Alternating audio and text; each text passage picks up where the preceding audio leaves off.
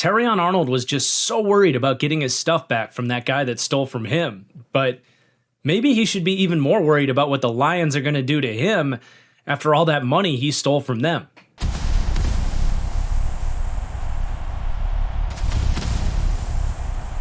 What is going on, everybody? Welcome into the top quarter of my deep dive series and my preseason power rankings, as today we'll be taking a deep dive into my number 8 ranked Detroit Lions, a team looking to bounce back from what was such a disappointing, injury-riddled 2025 campaign. We've got a lot of good stuff to get into here today. Before we do get started, if you could do me a huge favor, please take just a second to hit that like button down below. It really does help support this video, this series, tells other NFL sickos and Lions fans just like you that you enjoy the video and that they should check it out. Make sure you're subscribed as well so you don't miss any of the remaining team deep dives in this power rankings countdown up to the number 1 team in those rankings. But let's go ahead and begin. As always, we go through every aspect of this team through the roster and beginning with the coaching staff as well. And with each of those segments, we'll take a look at their offseason changes and ask if they got better, worse, or stayed the same at that spot. So we start here with the Lions coaching staff, where they will be making a change in offensive coordinator after what was a really rough go at trying to replace Ben Johnson. The John Morton experiment did not work out.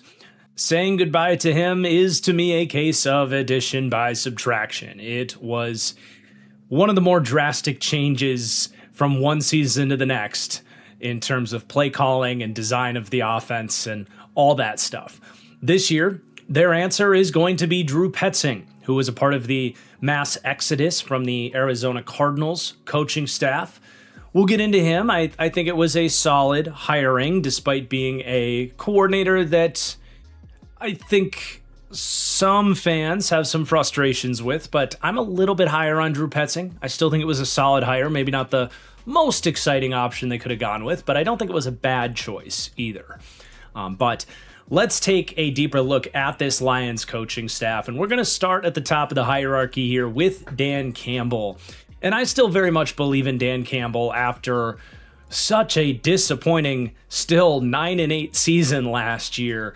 And really what was everything that could go wrong did go wrong season, flooded with injuries.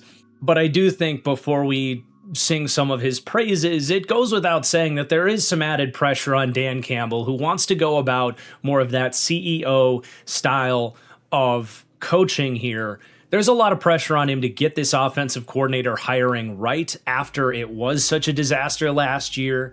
And not just that, I think he's got a lot to prove that sticking with Kelvin Sheppard was the right call as well when we start to talk about the defensive side of things as well. I say this all the time with CEO-style coaches, it can work, but the floor needs to be raised by their coordinators and their ability to find the right ones. Obviously, he did that with Ben Johnson especially, but he's got to prove that he can do that again here with the Drew Petzing hire. So that's definitely going to matter here, and is always going to be a talking point when your head coach isn't calling the offense, isn't calling the defense. But beyond that, like I said, very much am still a Dan Campbell guy. He comes in as my 11th ranked head coach, which, yes, is a little bit lower than I've had him in the past. I think it's fair to look at this thing and what Ben Johnson has shown to be with the Chicago Bears and realize, all right, Dan Campbell brings a lot to the table here that I'll discuss, but Ben Johnson was obviously a big part of what they've built here and what they had going on, especially in those magic 2023-2024 seasons. But one thing you will certainly notice here, for those looking at the graphic here and my rankings for this series, is I do have the Lions under Dan Campbell being tied with 2 other teams for the highest of coach and culture grades that I give teams. That is sort of the benefit of the doubt / team culture mojo slider that I give out in this series. And I do still believe that the same thing that Dan Campbell said, in that opening press conference that they're going to be the kneecap biters, right? It started as a meme, but it really became the identity of this team. And I don't think there is a sort of mantra or team motto that has gone to be such a tangible on the field aspect of a football team. The Lions, even last year, yes, but more so in the 2 years before last year, they were just tougher than everybody. Their ability to bring the next guy in off the bench, and that guy was just as much of a maniac as the guy before them. This team's mentality to beat you up in the trenches, and just the overall philosophy of this team, it's a real tangible thing. And the other thing is, sometimes you'll get these rah-rah coaches and the message is cool at first, but then it kind of runs stale. I think Dan Campbell comes by it so honestly. You get the memeable moments with the opening press conference and he's walking into, camp with 2 extra large coffees, both, quadruple shots of espresso, and like all these fun Dan Campbell moments.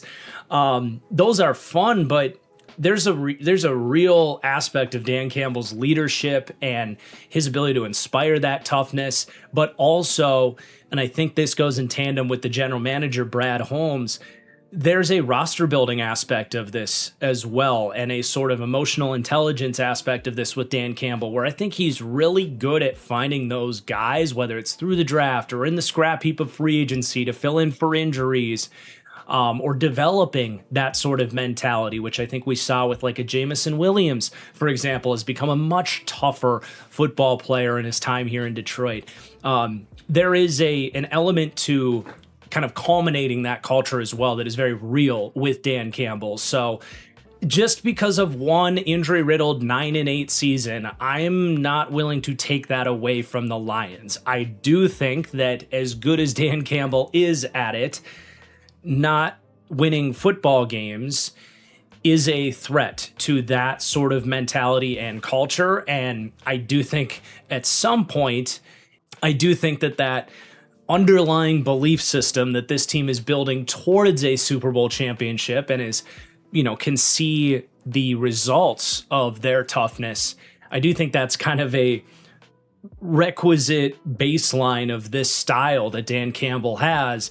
And if they, kind of peaked and are trending back in the wrong direction now, I think that is a threat to the kneecap biting mentality here. But as long as they are winning football games here, and with this number 8 ranking, and as we'll see in this deep dive, I'm still very high on what Detroit's going to accomplish here. I think he can sustain that kneecap biting mentality. I hate to just keep saying it, but it really is just that with Dan Campbell. Now, we do have to talk about his coordinators, which, as we saw last year, are paramount to the success of this team. So we'll start on offense with Drew Petzing coming in here. Drew Petzing spent the last 3 seasons in Arizona, and he comes from really the Kevin Stefanski coaching tree, which very much morphed into a Shanahan-style system and coaching tree, if you will. And you see the same thing in Drew Petzing's offense. It's a lot of 12 personnel. It's a lot of outside zone, play action, classic Shanahan-style concepts at the baseline of it all. And the Lions, despite Dan Campbell and shades of Ben Johnson being more in that Sean Payton coaching tree, we've definitely seen the Lions lean more towards Shanahan-style principles. So this is now a full lean into that coaching tree here, but something they're going to be very comfortable with under center, 12 personnel, play action. That goes back to Jared Goff's roots with Sean McVay, right? So that's what we're expecting, schematically speaking, from Drew Petzing. But he's a guy that's had some questions about just how good of a coordinator he has. I think, kind of like we talked about with Kyler Murray in this division with the Vikings, coming out of the stink that is the Arizona Cardinals, can be a very, I suppose, reasonable excuse and explanation for some of a guy's shortcomings. In the case of Drew Petzing, the main frustration, I think, was not leaning into Marvin Harrison Jr. down there in Arizona. I do think as time has gone on, we've seen that, maybe Marv hasn't established himself as that level of player, that as a play caller and in a Shanahan style offense, typically these play callers in this system tend to be more in the line of thinking of, we're going to let the scheme be the scheme and the players will thrive through the scheme, as opposed to being the way some other coaches are. Like we've talked maybe about, like Shane Steichen is really good at this, at being like, you know what, we're going to like specifically cater our play calls to maximize our players' skill sets. There can be a debate which way you should perform. I think it just depends on who the players are and who warrants it and who doesn't. But, I get it. We all wanted to see more from Marvin Harrison down there in Arizona. But outside of that, I don't see a ton of huge reasonable criticisms of Drew Petzing. I think overall the scheme has functioned the way it's supposed to as a Shanahan style offense. We actually saw some pretty good run games there in Arizona. James Conner had some incredibly underrated seasons there. I think Drew Petzing has actually shown, not that it's going to be relevant here with a Jared Goff, but I thought there was a lot of moments that some of the stuff they were drawing up with Kyler Murray in the design run game showed a ton of innovation and creativity that we even saw Kevin Stefanski look back and steal in Cleveland when they had like Dorian Thompson-Robinson starting for them. So I think we have seen some kind of creative buttons get pressed from Drew Petzing. And I think this has all come as well underneath an organization that really struggled to give Drew Petzing an offensive line to thrive down there in Arizona. Was it always perfect? Of course not. Are there aspects of this hire that leave a little bit to be desired, depending on just how high you are on Drew Petzing? Sure. Like there was some conversations about this team maybe getting Mike McDaniel, for example. Maybe going back to the Ben Johnson well and finding like a Declan Doyle would have been more fascinating as a Lions fan. But I don't think this is like an unqualified offensive coordinator. I think getting to work with this group of playmakers in an infrastructure that like this team knows what they want to do. And by the way, Dan Campbell, while he's a CEO style coach, he does have an offensive background. Before he got the Lions job, he was one of the best tight end coaches in the league, if not the best tight end coach in the league. So he's going to have some input on this thing as well. And I can see this working, certainly better than it did last year. And I can't remember if I actually saw confirmation of this or if it was just something we discussed like in a live stream somewhere. But regardless, it's an interesting point that after they went through Ben Johnson leaving and what they went through last year, they might have looked at this a little bit more like as a long-term hire as well. Like, okay, you go get Declan Doyle, for example, and he crushes it. You're going to lose him again as a head coach the next cycle. Drew Petzing is still a good mind, but he's got a little bit of that kind of like the opposite of fanfare, if you will. Like, I don't know. There's an easy analogy out there that's not coming to me right now, but it's probably less likely that Drew Petzing's going to be in the head coach hiring picture within the next couple of years. Certainly, if he does a great job over the next multiple seasons, we might get to that point. But I think there's something to be said about like finding someone that's going to come in and give you some more continuity after things really got shaken up with Ben Johnson leaving. So I think this can work to a good enough degree. I'm not looking at Drew Petzing as like an offensive mastermind guru like I would be if they were able to get Mike McDaniel in here or anything like that. But the offensive coach rankings are relatively respectable. And I think at a point that Lions fans would take after what happened last year, specifically with the run game.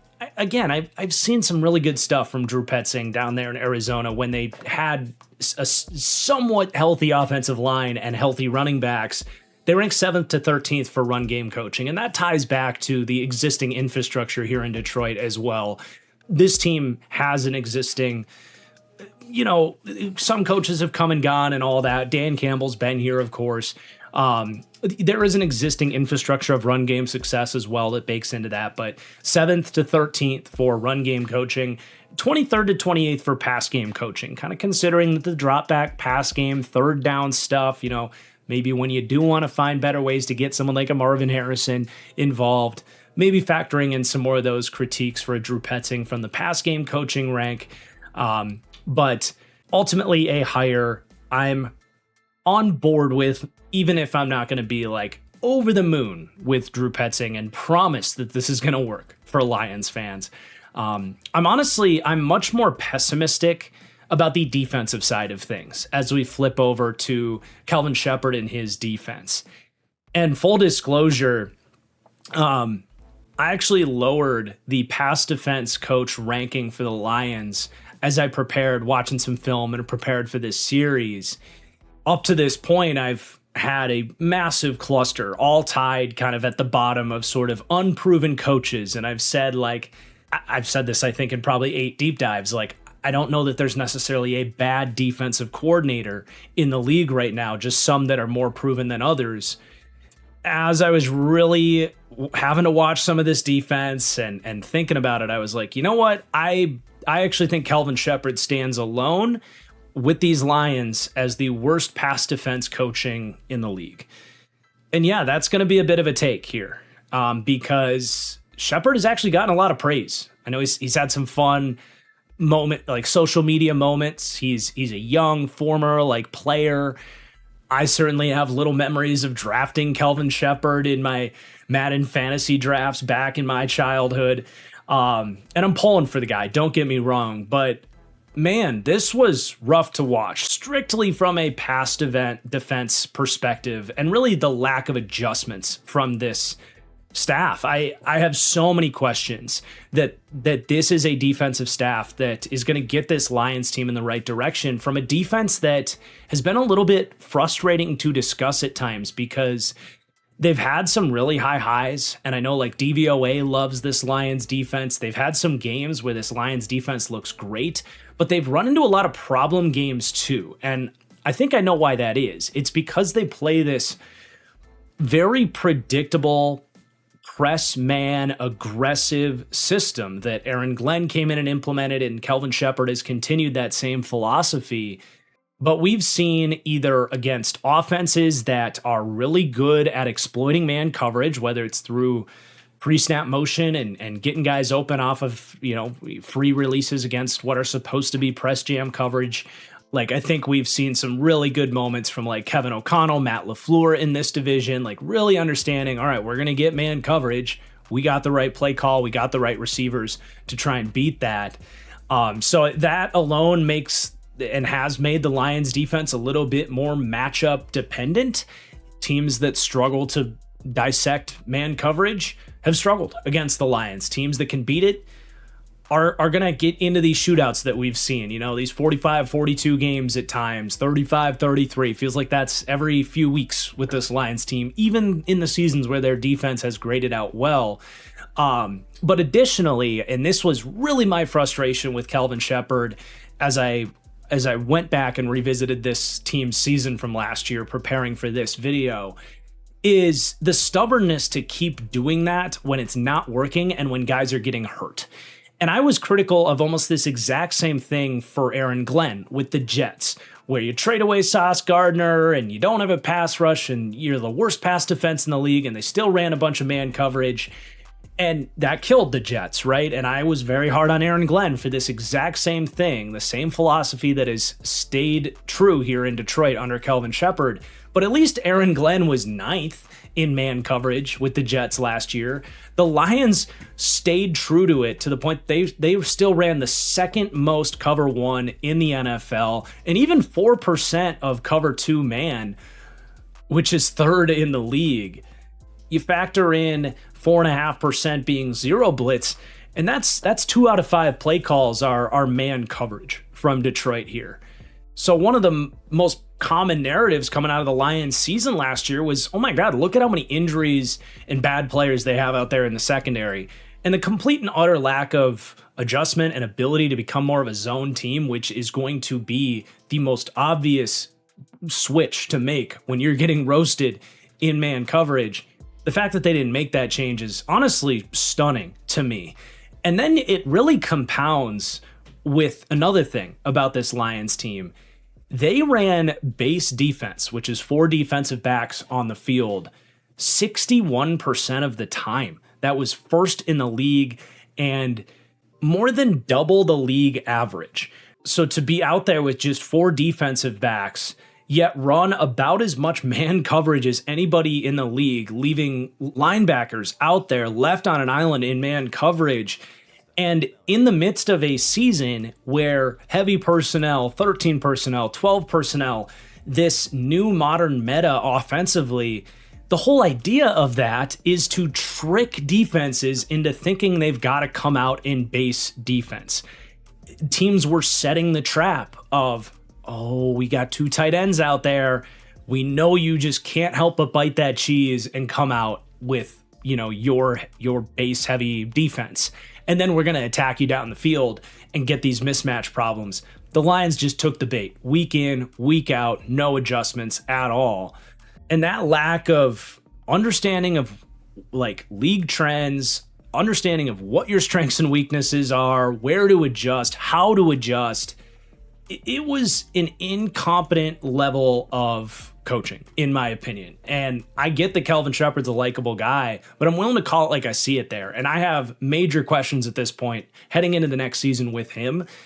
And honestly, this goes back to when Aaron Glenn was here as well. It's a part of, this is kind of in the same line of thinking of when the Jets hired him. I was like, are we sure Aaron Glenn is that good of a coach? They just kind of play a defensive style that is consistent with Dan Campbell's message, which is we're going to come out with bigger guys than you, and we're going to press you and play man coverage, and we're going to blitz. And it's all right, but there's a lot of smart offensive coordinators in the league that will pick you apart, and you gotta have more multiplicity to your defense and ability to adapt, especially as guys start getting injured, than that. And I've also made this point that while that system is consistent with Dan Campbell's messaging, it's also not realistic for what this team needs. This style of defense is much more of a high floor, low ceiling style defense. If you have 5 great members of your secondary and a great D line that can win with 4, and you got linebackers that can cover, if you've got a complete defense, you can call cover 1 to the level that the Lions were calling. But the reality here is that's effectively impossible to build that type of defense when you are paying superstars at every position group of your offense. You're not picking high in the draft where you typically need to be to find the type of corners that you need to run that much man coverage. So it's become a bit of a pipe dream at this point that they're ever going to build that level of defense that they would need to run this style of system. But there's also a lack of looking yourself in the mirror and having a reality check in that you have one of the best offenses in the league, yet you keep getting into these crazy shootouts. Well, maybe a different approach, maybe one of these more split safety, zone-oriented, bend-don't-break style approaches is exactly what you need. Now, there's been slight little sprinkles of rumors here and there that I was able to find that they're going to lean more into that approach. And I think some of their cornerback moves this offseason indicate that that could be their philosophy. I look at guys like Roger McCreary and their draft pick of Keith Abney. Okay, these are more off-zone style guys. I think there is still room for Kelvin Sheppard and this staff to turn it back around and basically just change course on the style of scheme that they like to run here. But if they keep going down this course, things might get worse before they get better. And I think it's quite possibly the biggest question mark, other than some of the injury stuff, I suppose. But it's quite possibly the biggest question mark for this Lions defense is what are we really talking about with the Lions defensive coaching capabilities here in the year 2026? Now, where I will praise Kelvin Sheppard and the defensive coaching infrastructure here in Detroit is they will stop the run. Now, when you play 61% base defense, you're almost making an explicit choice to have that trade-off. You're naturally going to stop the run better when you play more base than anybody in the league by a wide margin. There's a reason that we praise some guys like Vic Fangio and Mike McDonald for having great run defenses despite living in nickel-based defenses, because it's just such an advantage to be able to do that. But they will care about stopping the run here, and I think that toughness, kneecap-biting mentality absolutely pairs with their schematic approach to make this a very good run defense, even though last year even we saw them take a step back. They dropped to 19th in the NFL in run defense DVOA last year, and the majority of their injuries were more third-level secondary injuries. So I think there is even a question there of like, is Kelvin Sheppard, even as good as Aaron Glenn in terms of coaching up run fits and that side of things as well. So we shall see where things go with the defensive coaching. That's probably the area of this video where I'm going to be the most pessimistic about the Detroit Lions, and I'm in wait and see mode with Kelvin Sheppard, who I do put on the hot seat. But next up, we are going to go through this Lions roster. But before we do that, I want to thank the sponsor for today's video, and that is Prize Picks. Prize Picks lineups are here to help you stay glued to your seat with a chance to win some money, whether it's through the grind of these preseason games or into the NFL regular season, MLB, or just about any major contest you can think of. With Prize Picks lineups, you string together your lineups, picking more or less on any number of player stats you can really think of. Passing yards, rush plus receiving yards, home runs, strikeouts, you name it. On Prize Picks, you can also now pick the winner, total, and spread on most major games, and that's a feature available in most states, including California, Texas, and Florida. They also have season-long options for the NFL, so Lions fans, my favorite pick for the Lions this year is Jared Goff. Rushing touchdowns set at 0.5, so I like going higher on that. Predicting Jared Goff gets at least one QB sneak or scramble into the end zone this season. So going to be putting that into my season-long Prize Picks entries as well for the NFL. And right now, if you use code HMA when you sign up, you can take advantage of Prize Picks' exciting new offer, where if you win your first $5 entry, you will get $150 in winnings. It's a great deal. I wish I could be a first-time user on Prize Picks to take advantage of that. But thank you, Prize Picks. Please do play responsibly, and let's get back to the deep dive. So it's time to get into this roster, and we'll start at quarterback and look at their offseason changes. And we have a changing of the guard with their backup quarterback room. Kyle Allen from one deep dive to the next as he heads to Buffalo was our last video. But they do bring in the Pastronaut, Josh Dobbs, and they also picked up Luke Altmaier from Illinois as a priority free agent. Might make it as this team's QB3 there. In fact, as we look at the page for this quarterback room, I think he probably will, because there are no other competitors for Luke Altmaier listed right now.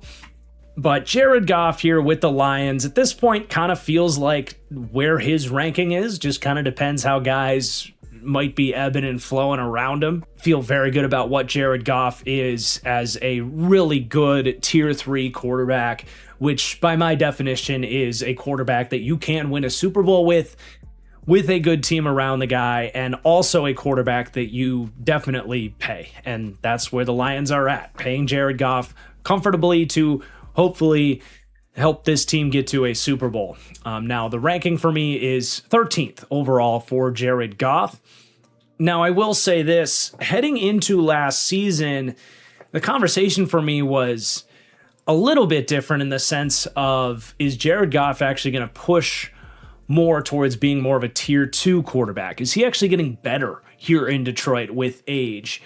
And I think we were reminded that he is still a quarterback that when the offensive line has its struggles, as the team did last year, especially from interior pressure, Jared Goff has always been a quarterback that has his deficiencies dealing with pressure. Physical pass rush pressure, that is. The lack of playmaking ability, especially the ability to get out of sacks and make something happen when that part of his offense struggles a little bit more. It's just a limiting factor with a Jared Goff and always has been. But outside of that, you're still talking about one of the best field general pocket passing types of quarterbacks in the NFL. And the thing with that typically gets, I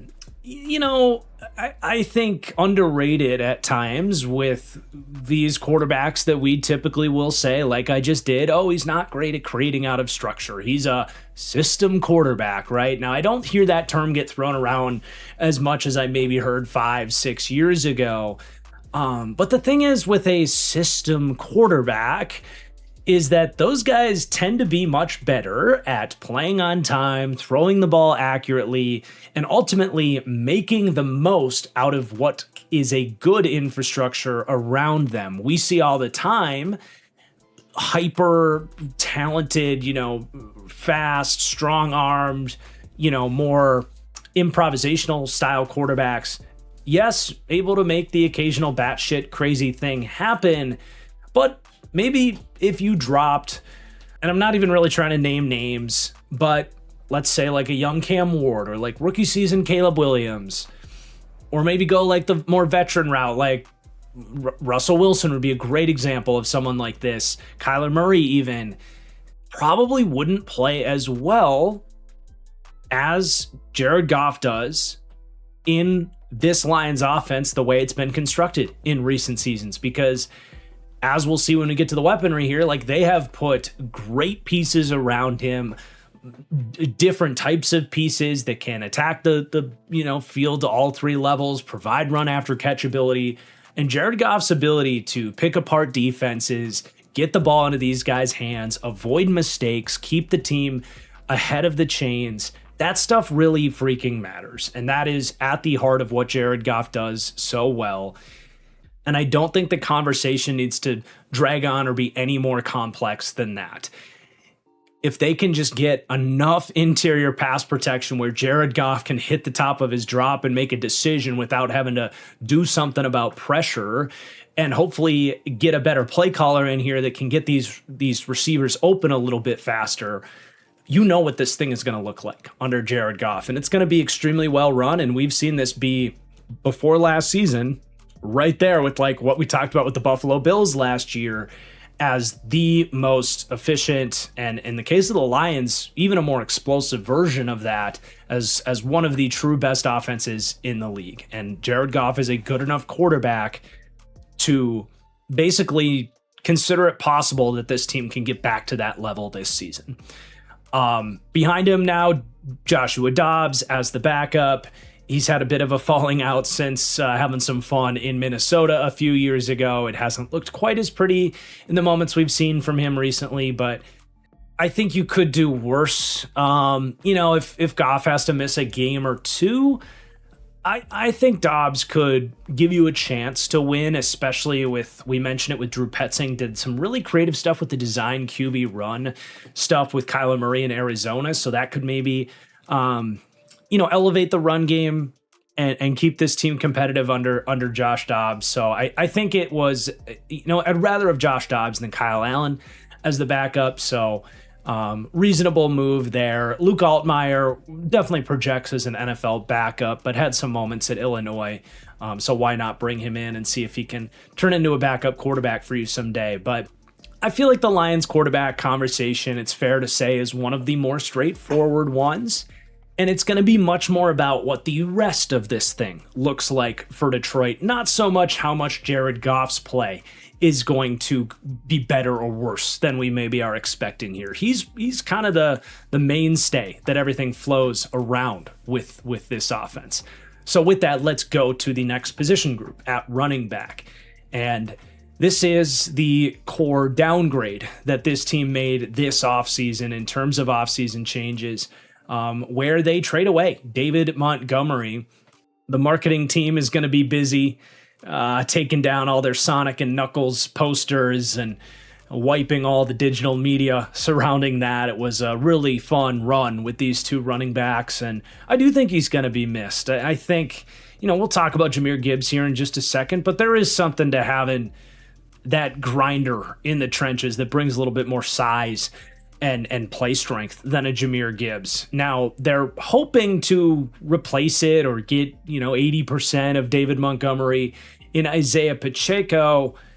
That to me is just a downgrade based on what Pacheco's been, especially the last 2 years. So I do say downgraded at running back, even if they still have Jahmyr Gibbs here and do still rank, for me, tied for second in terms of my running back rankings as a unit in this series. So obviously, Gibbs is a definitive superstar.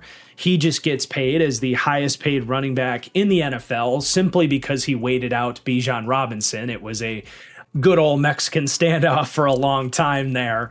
And then it took about 24 hours for Gibbs to get his contract after eventually Bijan and his agent caved. But yeah, well-deserved, man. Gibbs is unbelievably talented. He has the best combination of speed, acceleration, and not just that. It's honestly the change of direction on top of those things is what really makes him so special because, okay, well, Gibbs still might be the fastest back in the league, but there are other speedsters, right? But for Gibbs to be able to get up into that second level, act like he's about to, either take on a safety or make a miss in short areas, he can just flip his hips in combination with his acceleration and just turn away from him in a way that, you just aren't ready for it. It's one of those rare physical anomalies that, you're going to face from time to time in the NFL with these true gods amongst men of athletes here, and Gibbs is in that category. So that ability that he has speaks for itself. I want to praise the step he took as a receiving threat last year. It was the first couple of years was underwhelming's not the right word, but I think especially after he got drafted, they were talking about, was it Debo? They were saying he's going to be used at all over the place as not just a running back, but a receiving entity. And I don't know, it felt like there was always more to be unlocked in that sense. And last year, he did jump up to 77 receptions after 58 and 63 the 2 years before that, a career high in receiving yards as well, and touchdowns, and missed tackles forced. Really took another step forward in terms of truly translating his rare ability into the receiving game. We've definitely seen the moments in the receiving game, but doing it more often. Last year, you definitely felt that, and I think that extra little tick up in his receiving game was a nice final step for Jahmyr Gibbs, who is clearly, at worst, the third running back in the NFL, which is reflected in these rankings. I think it's ultimately just comes down to a stylistic preference, between him and Bijan Robinson. I do lean towards Bijan just because I like the extra power aspect, even if Bijan doesn't quite have the breakaway speed that Jahmyr Gibbs does. I think it makes a more consistent impact on the game, whereas there's the occasional time where you wish Gibbs had another 10, 15 pounds on him, but you understand that that's a trade-off with him, is you wouldn't get the same speed if he was bigger. Then you still got Derrick Henry in the mix too, who's obviously pushing towards being one of the all-time greats at this point and still playing really well. But that's the type of territory Jahmyr Gibbs is in, and that's obviously going to contribute big time for this Lions run game, and as well when we talk about now the level of a receiving impact he is. Now, the other side of the coin here, I have some questions here. I understand looking at Isaiah Pacheco and saying that's a Detroit Lion. This dude runs like he's pissed off at the ground beneath his feet. He likes to run through defenders. He is everything that Dan Campbell and these guys adore about football players, whatever position you play. But David Montgomery played a big role here in terms of churning out games. I actually think I don't really know how to say this without sounding to Lions fans like I don't like Jahmyr Gibbs, because it's just, as a fan, it's just your natural reaction. But a part of me is they're talking about how much they're going to use Jahmyr Gibbs, and oh, we don't really care that David Montgomery's gone. We've got Jahmyr Gibbs, and we can just give him the full workload, basically. Well, number one, I do think Montgomery could do some things that Gibbs just can't because of the size difference. But it's more to me about this is consistent with the type of stubborn thinking that has burned Detroit in the past, leaning into like more injury prone prospects or free agents, the fourth down decision making. Like they are at the absolute far end of the spectrum in terms of risk taking, right? I don't think that's controversial to say. If we're really talking about Jahmyr Gibbs going from, he's been about 240 or so, 243 carries last year, 264 the year before that. If we're really talking about pushing this another 100 carries, north of 300, it can work. He can stay healthy. He can run any system. He's not a bad short yardage back, even if I don't think he's as good as David Montgomery in some of those situations. But it is the reality of a smaller back getting more potential exposure to injury. And I think coming back to Isaiah Pacheco, this being your answer to replace David Montgomery and then really having nothing else after that as well. Like they don't even have, Craig Reynolds? Someone that's hung around here for years. He didn't show up in the losses category. They don't even have something like that. Whereas, Pacheco has been constantly banged up and he's not as reliable in some of those like grind him out situations at the end of games. I think the Lions will be more prone to leaning towards giving Gibbs those more meaningless carries at the end of games, giving him that extra wear and tear in his body, that there was a lot of hidden value in letting David Montgomery take those hits. So that is an area with this team that I wanted to at least bring it up. I'm not going to predict injury, and obviously I hope Jahmyr Gibbs gets 350 touches and catches 100 passes and pulls a Christian McCaffrey and makes it through, at the end unscathed somehow. But that's not necessarily a likely thing to happen, I don't think.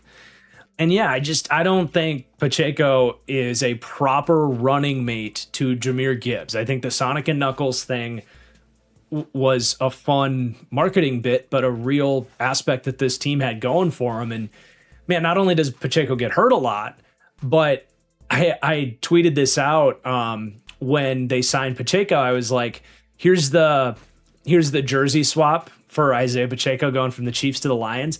And it was just David Montgomery with a blindfold on him, because Pacheco does have some of the worst vision in the league. He's literally just going to get the ball and run straight. It's like playing Madden and calling a run play, but your friend turns the TV off every time the ball gets snapped. That's like Isaiah Pacheco. So like there's stuff to like about him, but he's an extremely flawed player as well. And I just don't think he's going to be able to fill into those shoes that David Montgomery, brought to the table here. So we'll see how that all plays out. I think it was an important conversation to have because it's something that could go wrong for this offense. But beyond Pacheco, like I said, I just wish there was anybody else here that you liked. I mean, Sione Vaki was drafted as like a half defensive player, half running back, was really had good pass catching stuff at Utah. And, you don't need a ton of that with Jahmyr Gibbs here. He's been a good special teamer for this team, but as far as a runner of the football, he is not someone you're going to really expect much from or project much from. Jacob Sailors is a guy that's been around here on the practice squad. He got a few carries last year. He had a great week one of the preseason. If Pacheco gets hurt, Jacob Sailors is probably like a super deep fantasy football name just to keep an eye on. I've never watched him play, to be honest. I didn't watch their week one preseason game. I can't say I remember any of the 2 carries that he got last year. He's smaller and he's out of East Tennessee State in 2023. He was an undrafted pickup for the Bengals. He got his first 2 carries in his career last year, but he seems to be the next guy that they like. So I guess we'll keep an eye on it just from an opportunity standpoint. But despite some of the kind of holes you can pick in this thing, in reality, that's like the difference between the Lions being tied for second, as I kind of spoiled with the Baltimore Ravens, and being tied with the Falcons for first, because the Falcons have at least Brian Robinson. It's like a proven, solid, reasonable RB2, right? But I don't want some of the negative notes that I discussed with this backfield to linger. This is still a massive weapon and asset for the Detroit Lions here in 2026, obviously. And I'm fully on board with giving Gibbs every penny that he deserved here. But let's go to the other pass catchers here. Wide receiver, tight end. We'll take a look at their offseason changes. So just kind of some minor ins and outs here. So Khalif Raymond does go to the Bears. It's a moderate loss. He was an okay kind of wide receiver 3.5 for them. But they do replace him with Greg Dortch, who I think is a similar level player. They also signed Cedric Wilson for some wide receiver depth. Sure, why not? But I ultimately said neutral at wide receiver. At tight end, I said slightly upgraded because they are getting Sam Laporta back. This was a question mark. Like if I did this Lions deep dive, I think like 2 months ago, we might have had some more questions, but Sam Laporta seems to be good from a neck injury that was pretty scary last year, but all signs are showing up green there. So getting a full season of Sam Laporta back alone is really an upgrade. A big change in like backup tight ends here. They had 3 guys that had to play last year with the Laporta injury. So Anthony Firkser, Shane Zylstra, Ross Dwelly, they kind of cycled through those names. Nothing substantial there. And then they did bring in Tyler Conklin to fill out their tight end depth chart here. So again, I said slightly upgraded tight end and neutral at wide receiver. And as we kind of know, not a huge need to make major changes with this group of weapons. They've largely been the same core guys here in this era of Lions football. And they come in with a very high A- grade for me, ranking 5th to 6th amongst NFL groups of weapons.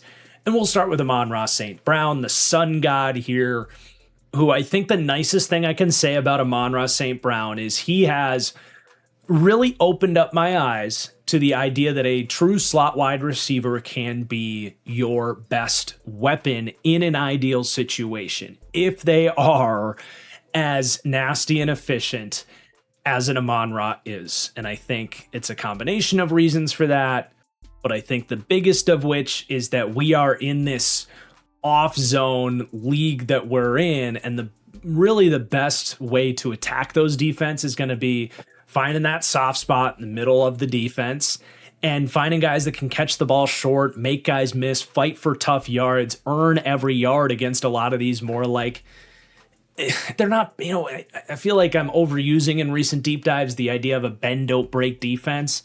But that is kind of the philosophy of a lot of these defenses. So to have an Amon-Ra St. Brown, that he's like a boxer, right? Like just punch after punch, he's going to keep coming you until he knocks you out.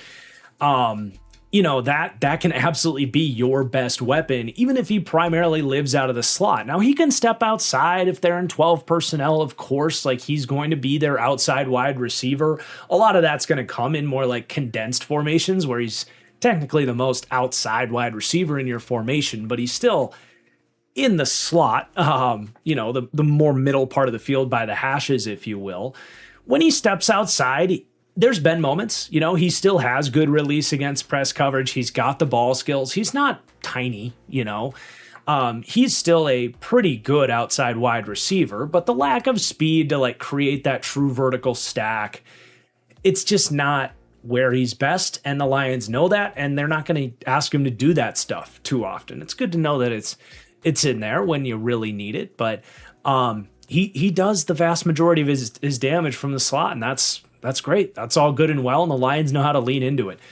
So he's an excellent starting point, and right in kind of your top, I would say 6 or 7 wide receivers in the league for me. But you certainly don't stop there. You have your wide receiver 2 in Jamison Williams, who is everything they need him to be. I would say nothing more, nothing less. And they need him to be that, speed threat. You hear the term take the top off the defense. Yes, that can be in terms of actually him getting the ball and creating explosives, but it's really his biggest value can come from just the threat of him being on the field and how defenses have to respond. All of this other stuff gets opened up from him. Amon-Ra crossing routes, Sam Laporta, work in the middle of the field, Jahmyr Gibbs and the run game and all of it. the fact that safeties have to be accountable for Jameson Williams on a deep post or a go ball or whatever it is, really does open everything up. And Jameson has some of the best speed in the league. He's got enough release off the line. He's got good enough ball tracking skills and hands down the field. He is definitely right there with like Christian Watson and Alec Pierce when he was in that role for like who the best definitive deep threats in the league are. The Lions are also pretty good at just finding ways to get him going on jet sweeps and stuff and tap into his speed. I think another area that Jameson Williams really stands out, and I would say in this specific category, he's above like Watson and Alec Pierce, who maybe have better, size and ball skills at times and other things that Jameson Williams doesn't have, if we're kind of debating these guys in their own kind of category.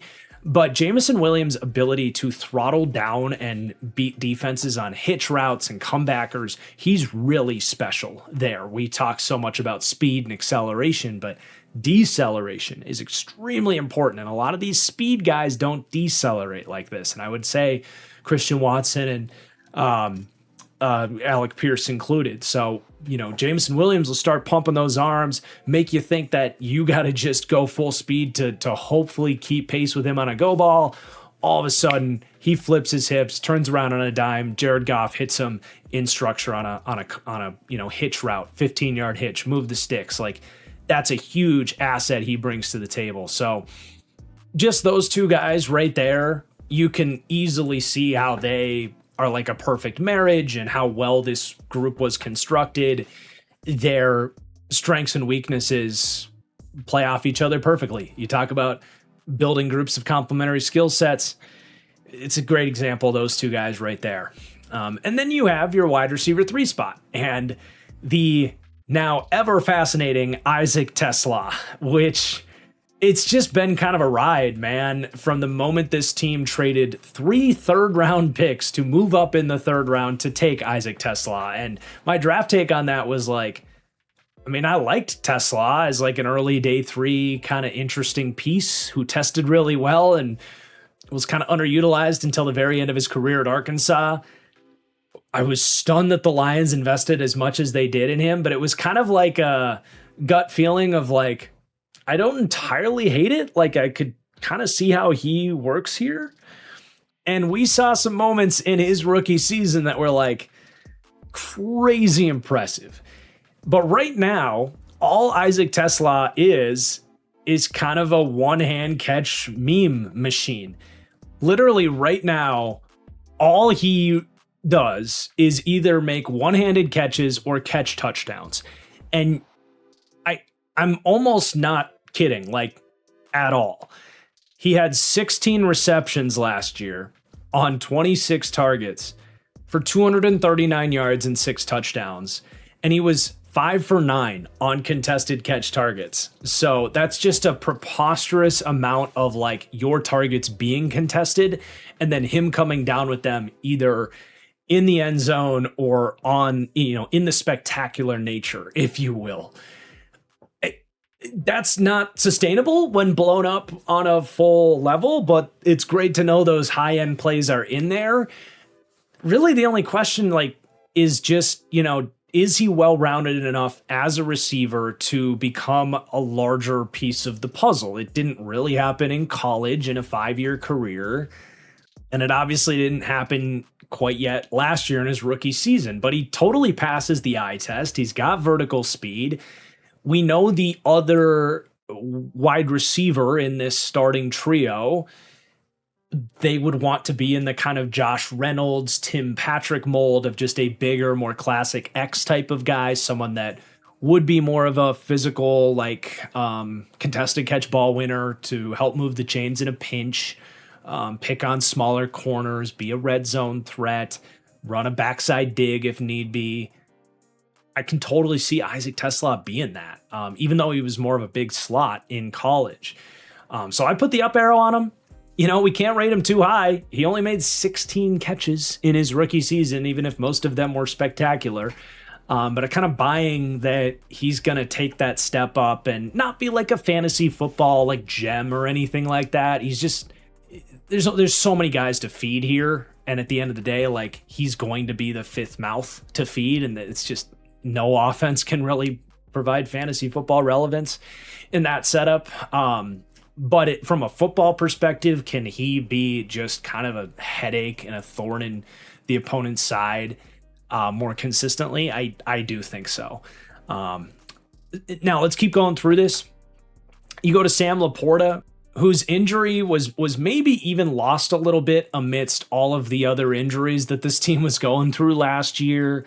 But yeah, he goes down week 9, I believe, and doesn't come back the rest of the year. But yeah, he goes down week 10 and doesn't come back the rest of the year.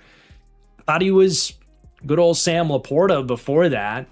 7 for 7 on contested catch targets, no drops, that reliable short to intermediate, threat. He had 8 missed tackles forced in the first half of the year, which was going to be on pace for a career high in missed tackles forced.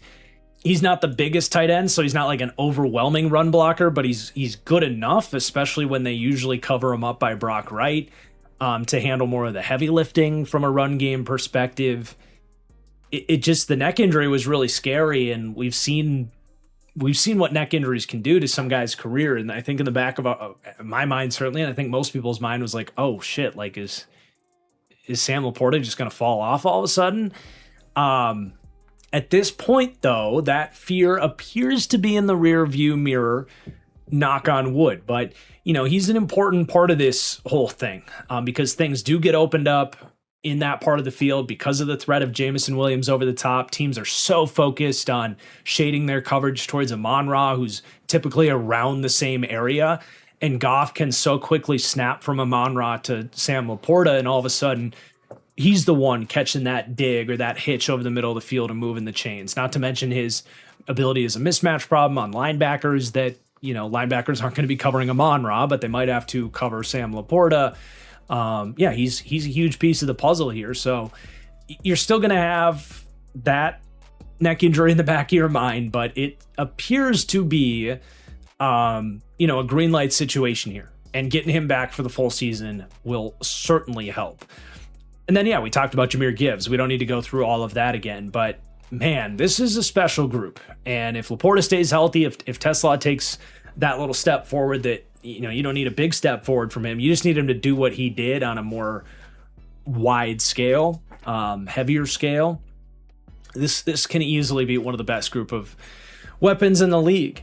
Now, we got to go through some of the depth here. So at wide receiver, you have Greg Dortch, who's probably viewed in the Khalif Raymond role, though he's a little different. Raymond was faster, and I view Raymond as more of a guy for design touches and crossing routes and that kind of stuff.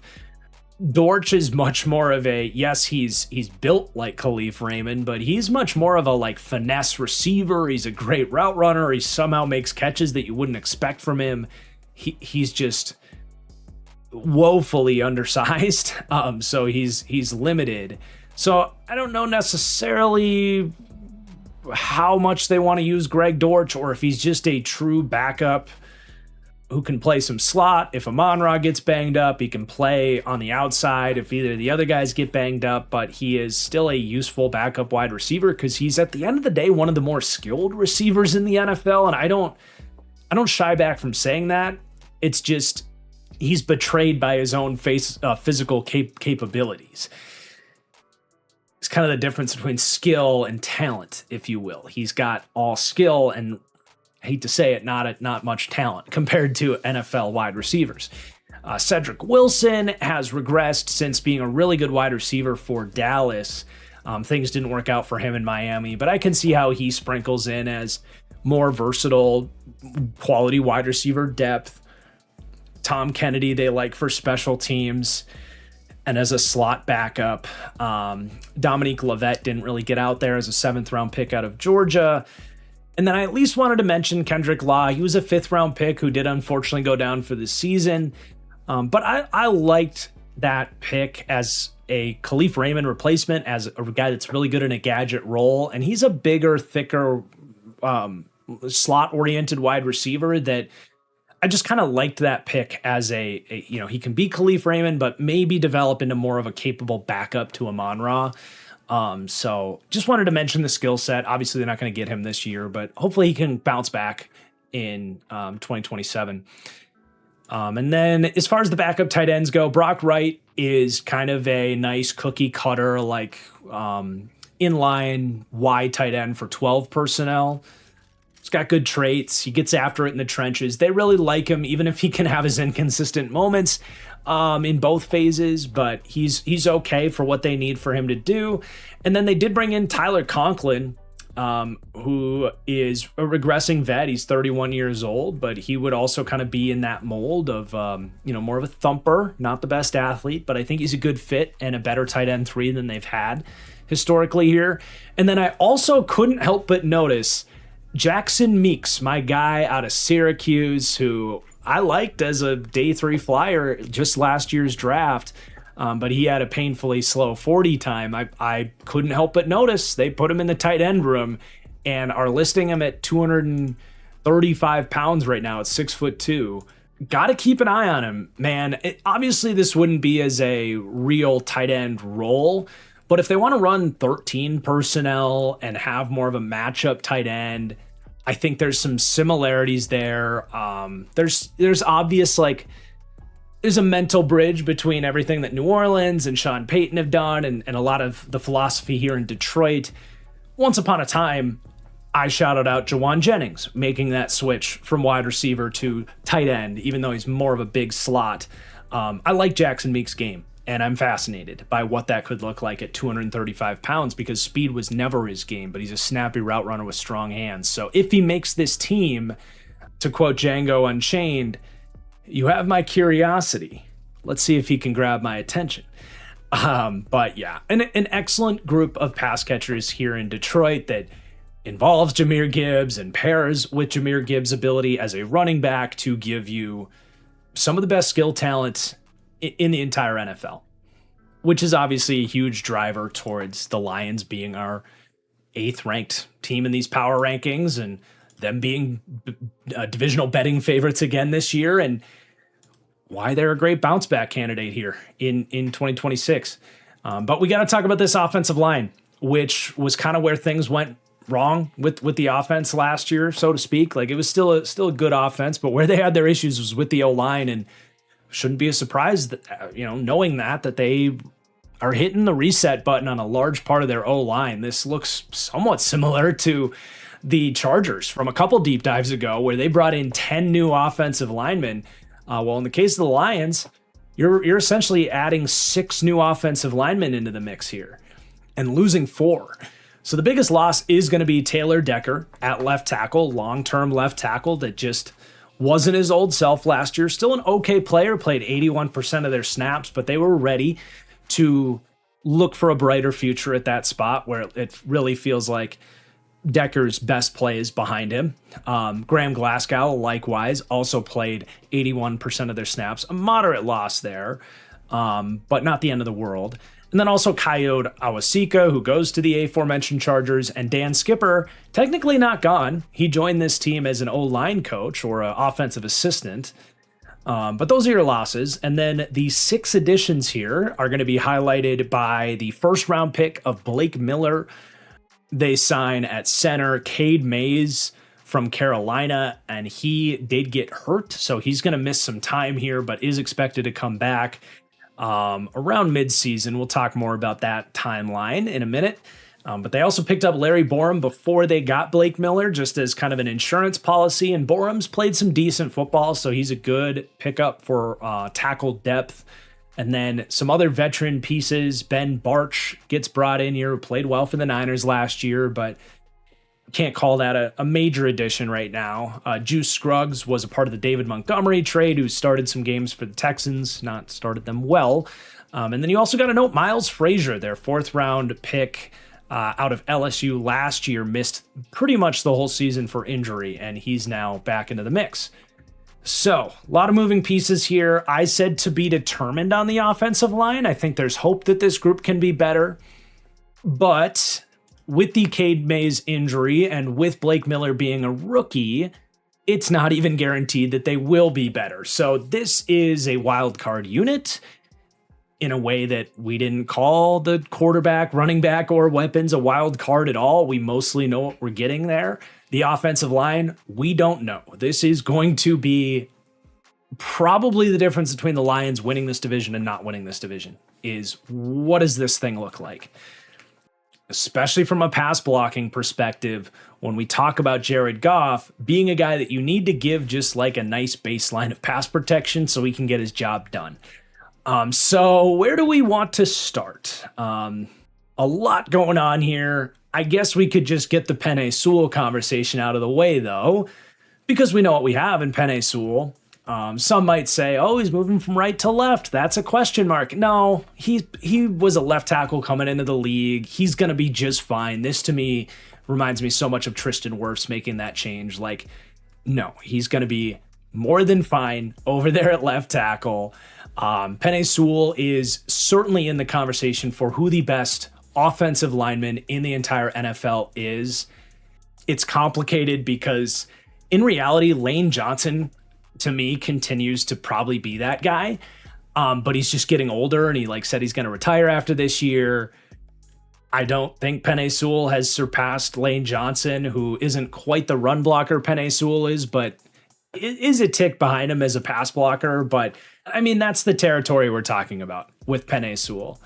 And then you've also got Tristan Wirfs, who I think is right there with Penei Sewell. But that's the territory we're talking about, right? All pro, elite, I would say like Hall of Fame talent level offensive lineman here. And Sewell's run blocking to me is definitively the best. This guy is a freak of nature. His ability to get off the ball, find guys at the second level, to be a weapon in the run game, but not just the athleticism component. There's a lot of guys that can do that and run crack toss and be nasty on the move. But for Sewell to be able to dig guys out and have the play strength and nastiness and technique in the trenches that he has, I had to give him the crown at least as a run blocker there.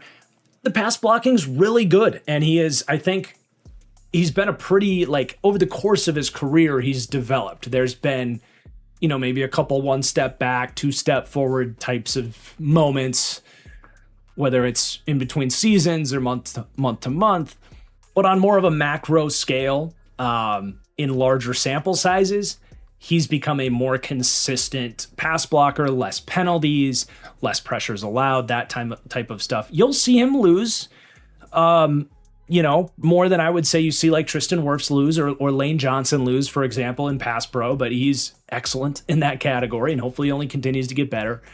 But yeah, he's freaking Penei Sewell, man. He's one of several elite players on this Lions team. And I've seen some comments from people like, oh my God, the Lions are so high. How are they 8th? I'm like, you do realize how many elite players the Lions have? Let's not lose sight of that here. And Penei's one of them. And being able to kind of craft the whole offensive line around this type of piece really lifts things up. Now, that's not to say you don't have your question marks here. Let's just go left to right, just to keep things as simple as we can here with a lot of moving pieces. So you have a competition at left guard between Christian Mahogany, who started the majority of last season, Ben Bartch, who comes in from San Francisco, and Miles Frazier, your 4th round pick from last year's draft, coming back healthy. And all 3 of these guys are interesting. It is the type of competition with a Lions team that I trust, that all 3 of these guys have talent, and whoever wins this job, I'm ultimately going to feel pretty good about how that guy's going to play. You're going to have questions at the end of the day, no matter what. But I think what I'm trying to say is I'm less worried about this left guard spot than I think some people might be. But each of these guys are a little bit different. So Christian Mahogany, very polarizing player in the sense of his skill set. He is a nasty run blocker. He was really nice in his first season. Not perfect, still assignment gaffes and falls off some blocks at times, but he has a chance to be a really impactful guard in the run game. But his pass blocking tape was unplayable for a massive chunk of last season, and that pass blocking tape is why you look at a promising young guard who was a really good run blocker and say, you have to earn this job and be in a competition. So that to me would signal like they need to see the pass blocking get better for them to feel comfortable starting him. So we'll see if that happens. You have Ben Bartch coming in here, who likewise has looked better in the run game than in pass protection. I think his floor in pass pro is a little bit higher. He just had more reps, more time on task to develop. Bartch feels to me like a guy that probably got thrust into a starting role ahead of where he should have been. He was a mid-round pick, 4th round pick out of St. John's, Minnesota, which go Tommies, screw the Johnnies. That is my alma mater's biggest rival there at St. John's. So actually, screw Ben Bartch. I hope he fails. No, I actually flew home from the Senior Bowl with Ben Bartch and his family, and they seemed really nice. So I'm pulling for Ben Bartch maybe a little bit. Anyway, he got thrown out there early in Jacksonville. Started a lot of games in the first couple of years of his career. Was probably always a little bit too much to ask for the guy making the jump from D3 football to the NFL. And he had his issues, especially in pass protection early on. Had some flashes as a run blocker, but they eventually benched him. He makes his way to San Francisco, and he's gotten some playing time in San Fran, and when he has the last 2 years, he's graded out pretty well. So I'm definitely interested in this as a signing. Feels like a really good move from Brad Holmes to maybe identify a more of a late career breakout candidate here. We'll see, though. This is an open competition, and maybe he does just still have those issues in pass pro. But if he wins this job, I would consider him on watch as a breakout candidate. And then you have Miles Frazier, who I thought was a very good, reasonable 4th round pick that would be a good fit here. Not the most incredible athlete, but looked the part in the SEC and just got hurt in his rookie season. If he didn't get hurt, I think he very well might have been given some starts with where Christian Mahogany was starting last year. So, more unproven in Miles Frazier's case, but deserving of an opportunity. So, like I said, I'm cautiously optimistic with the left guard spot there. You're going to have questions no matter what, but I think it can be okay. But to say that's a wild card would be an understatement, right?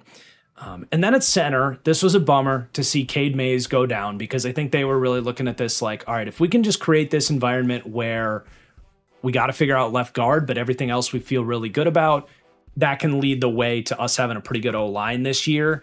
And then all of a sudden, Cade Mays goes down with I think a broken wrist, which you obviously can't play center. Any offensive line spot, any line spot in football with a broken wrist. But it's better than, a meniscus or a bicep or something that's like, a major limb that is gonna be a little more, on the fence. Like when Cade Mays is cleared, he should be good. It's gonna turn into probably more of a pain management thing at some point. But I'm optimistic that he will come back. Probably around, like they've said, I think 5 to 10 weeks on this thing. And that was a couple of weeks ago. So we're probably talking about some point in October. I don't know exactly when he's going to come back. But obviously there's going to be a handful of games where you have questions at center, but at least they got someone with starting experience in Juice Scruggs in the David Montgomery trade. Scruggs as a one-on-one blocker is just not good. I always thought that was an overdraft for the Texans. It kind of turned into a good draft take of mine, actually.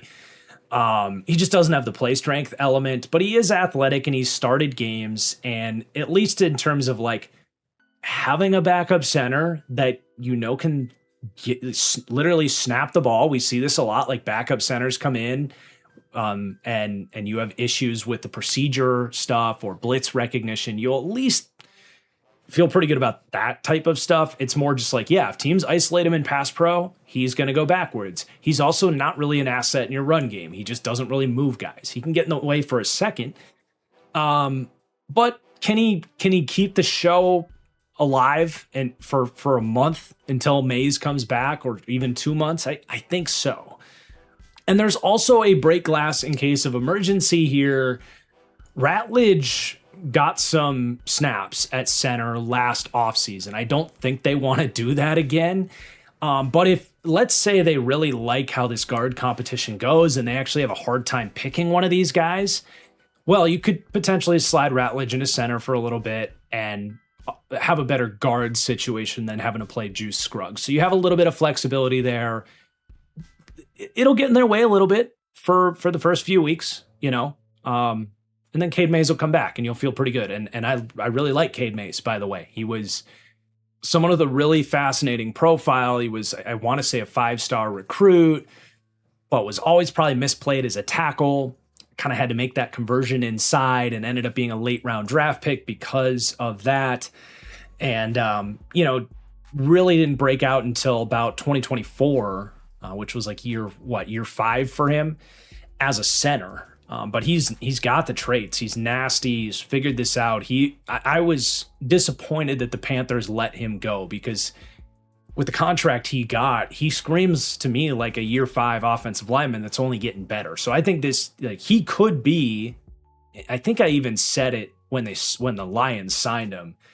I think I predicted that this was going to be one of the better offseason moves and that he was going to be maybe even a Pro Bowl type of center here. That's obviously not going to happen when he's missing all this time, but really high on this signing long-term, especially. And as you talk about this team being Super Bowl contenders and later in the season, I think the arrow is pointing up there. It's just they got delayed with the injury, unfortunately. And then Tate Ratledge at right guard. I'm definitely in on Tate Ratledge at this point. When they took him, I was like, I can see this working. I had a couple questions about his ability to be sticky as a blocker and make sure he keeps his hands on guys. He had some gaffes in both phases, but all stuff that could be cleaned up and coached up. And I think we saw the first half of his rookie season, he had a lot of ugly moments in pass pro, but in the last 2 months of the year, much more reliable. A lot of those big moments where you saw those quick pressures coming from him, Goff flustering, killing drives on third downs. There was some painful moments earlier in the year. Those started to disappear as the season went on. And, his nastiness as a run blocker, his athleticism, it's everything they look for on the offensive line. So I'm in on him, taking that next step, taking his progress from later in the year, building into year 2, and he himself maybe progressing towards more of a Pro Bowl level player here. It's just, do any of those first half issues with pass pro, do those find a way to circle back, or are they just in the rear view mirror? But definitely like his trajectory here. And then I loved the Blake Miller pick. This was one of my guys in this draft. I consistently made this pick for the Lions, even above some of the other options, guys like Ihanachor and, some of these mock draft scenarios where other tackles were available. And in this case, I think that was a big debate I had. It was, even though I had Monroe Freeling above Blake Miller on my final draft rankings, it was very tight. And I think I had at least one mock draft where I picked Blake Miller for the Lions over Monroe Freeling because Blake Miller, all the starts he's had, such a high floor tackle prospect, in my opinion. Freeling maybe a little bit more play strength and athletic upside, but for Detroit that is just looking to hit the ground running and not have to worry about, maybe like what they went through with Tate Ratledge, where the first half of the year you have some more hiccups until the guy figures it out. I don't think you're going to get that with Blake Miller. And it's not like Blake Miller doesn't have upside. He is a phenomenal athlete. His run block tape was better than Monroe Freeling's, no doubt. He has the tenacity, the targeting system, the technique. The only thing with Blake Miller is I don't know that his natural anchor is outstanding. And I do think when he gets dealt some of the more powerful rushers in the league, or if he has to, even from a play strength aspect, if he has to move bigger defensive ends, is he going to have that overwhelming physical presence that some of the game's best tackles do? That, not even Penei Sewell, but, other superstar tackles, maybe not. But definitely was right in this range. I think he was even my 17th overall player on my big board. Yeah, he was 17th, which is exactly where they picked him. And then even the next pick, Derek Moore was my 46th player, and I think the Lions took him right around there, 44th pick in the draft on Derek Moore. So I really liked where they got both these top picks. But I don't really look at Blake Miller. You know, any rookie can be disappointing and be an issue in year one when you got to ask these guys to start right away. But I think Blake Miller's profile really tells you that that's not going to be the case, that he's going to be ready to go day one. And really the question for me is like, where does the ceiling land in his rookie season? Is he like so many solid first round tackles where you can plug him in? Pretty good player, gonna take their losses, but not a problem player for you. That's kind of the floor for Blake Miller. Or can he be one of these surprising rookies that really hits the ground running and is more of an asset for your offensive line? I think that's possible too, but definitely a good pick to help round out this group. If he does really suck, which again, I don't think is going to happen, I think Larry Borom can step in. If you have injuries, Larry Borom can step in. He's started a lot of games at this point, and he's not a perfect player, but as far as offensive line depth goes, you talk about the importance of having a swing tackle. Larry Borom is one of the better swing tackles in the NFL now, and if they didn't get their tackle in the draft, I think they were loosely prepared to have to go into this year with Larry Borom as a starter. Obviously, they were looking to avoid that as a scenario, but now he's your backup plan. And then also got to keep an eye on Giovanni Manu, who this team was very aggressive to get as an international pick, who's just not played much competitive, high-level competitive football. You know, he got in week 5 against the Bengals last year, really struggled, but also had a season-ending knee injury. So just completely unknown, but a very toolsy guy that they are hoping can be their version of Jordan Mailata, kind of following that framework. Kind of a pipe dream, but we got to keep an eye on him because he was always going to be a multi-year project. And putting him in the hands of Hank Fraley, who needs more love as the offensive line coach here, who's done a phenomenal job, you know, that was always a fun process. So that's pretty much it. You got Mason Miller, not the Padres closer.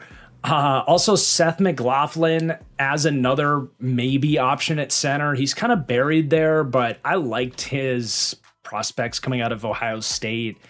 And he had a big injury in that final year, and he's had a rough entry to the NFL, but I think there's talent there.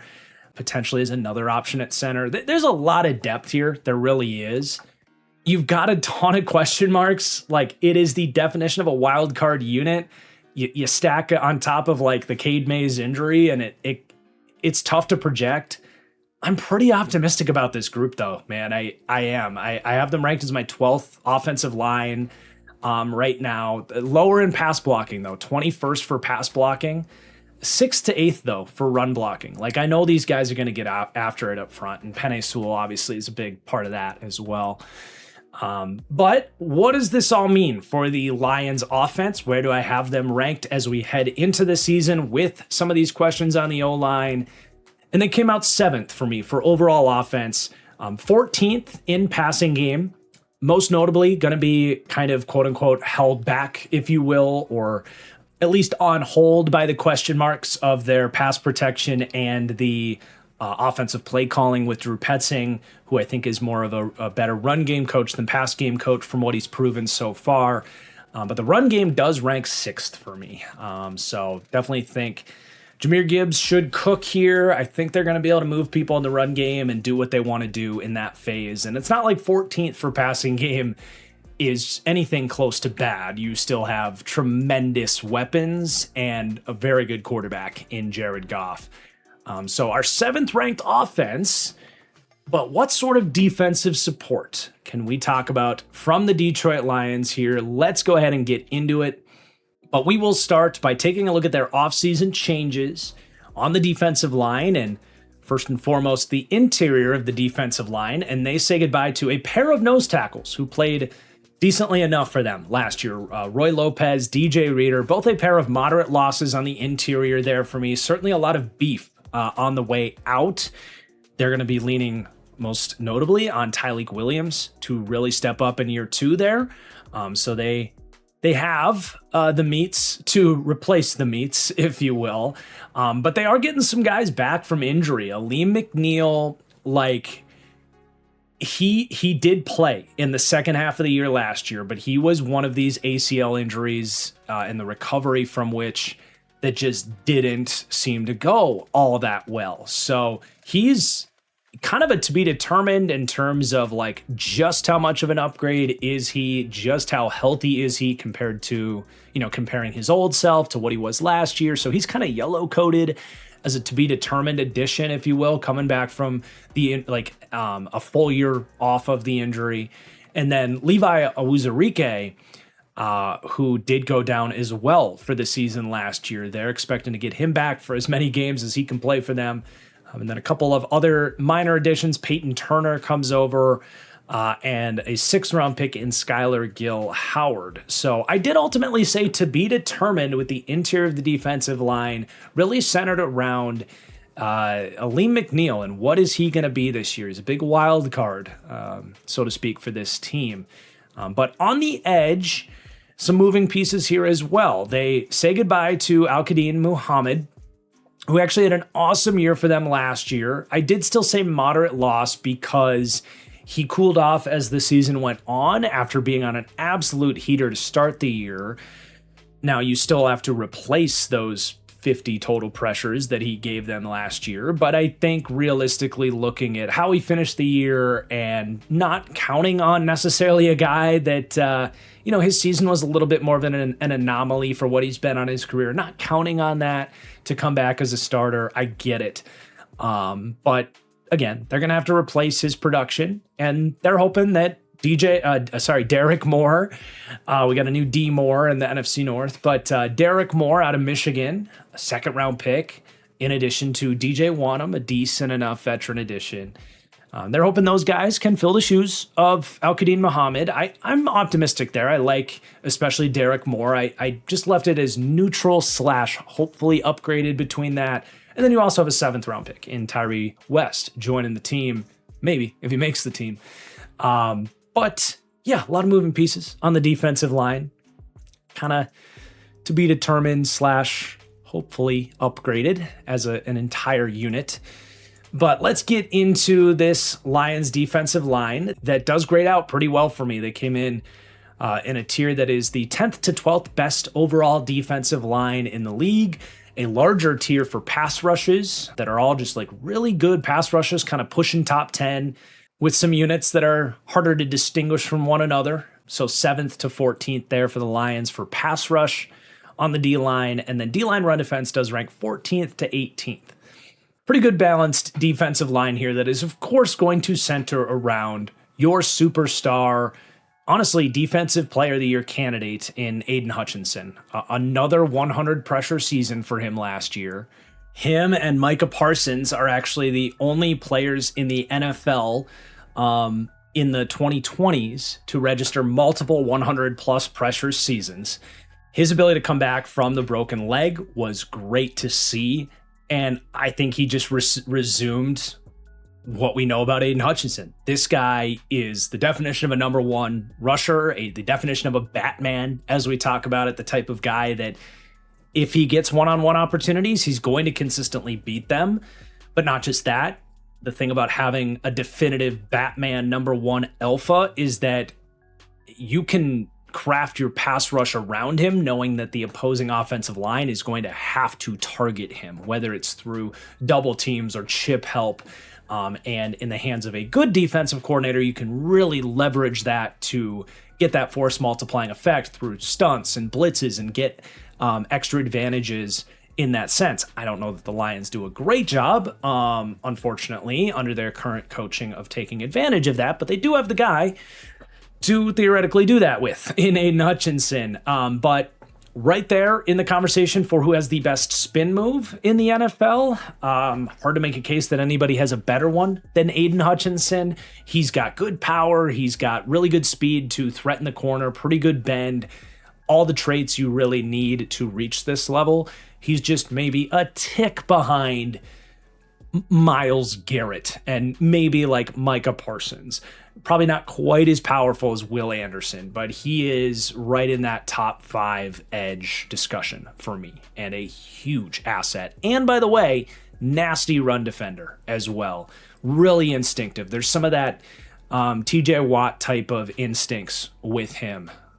So he's obviously the core reason that helps the Lions get these respectable rankings that border around top 10 for defensive line here.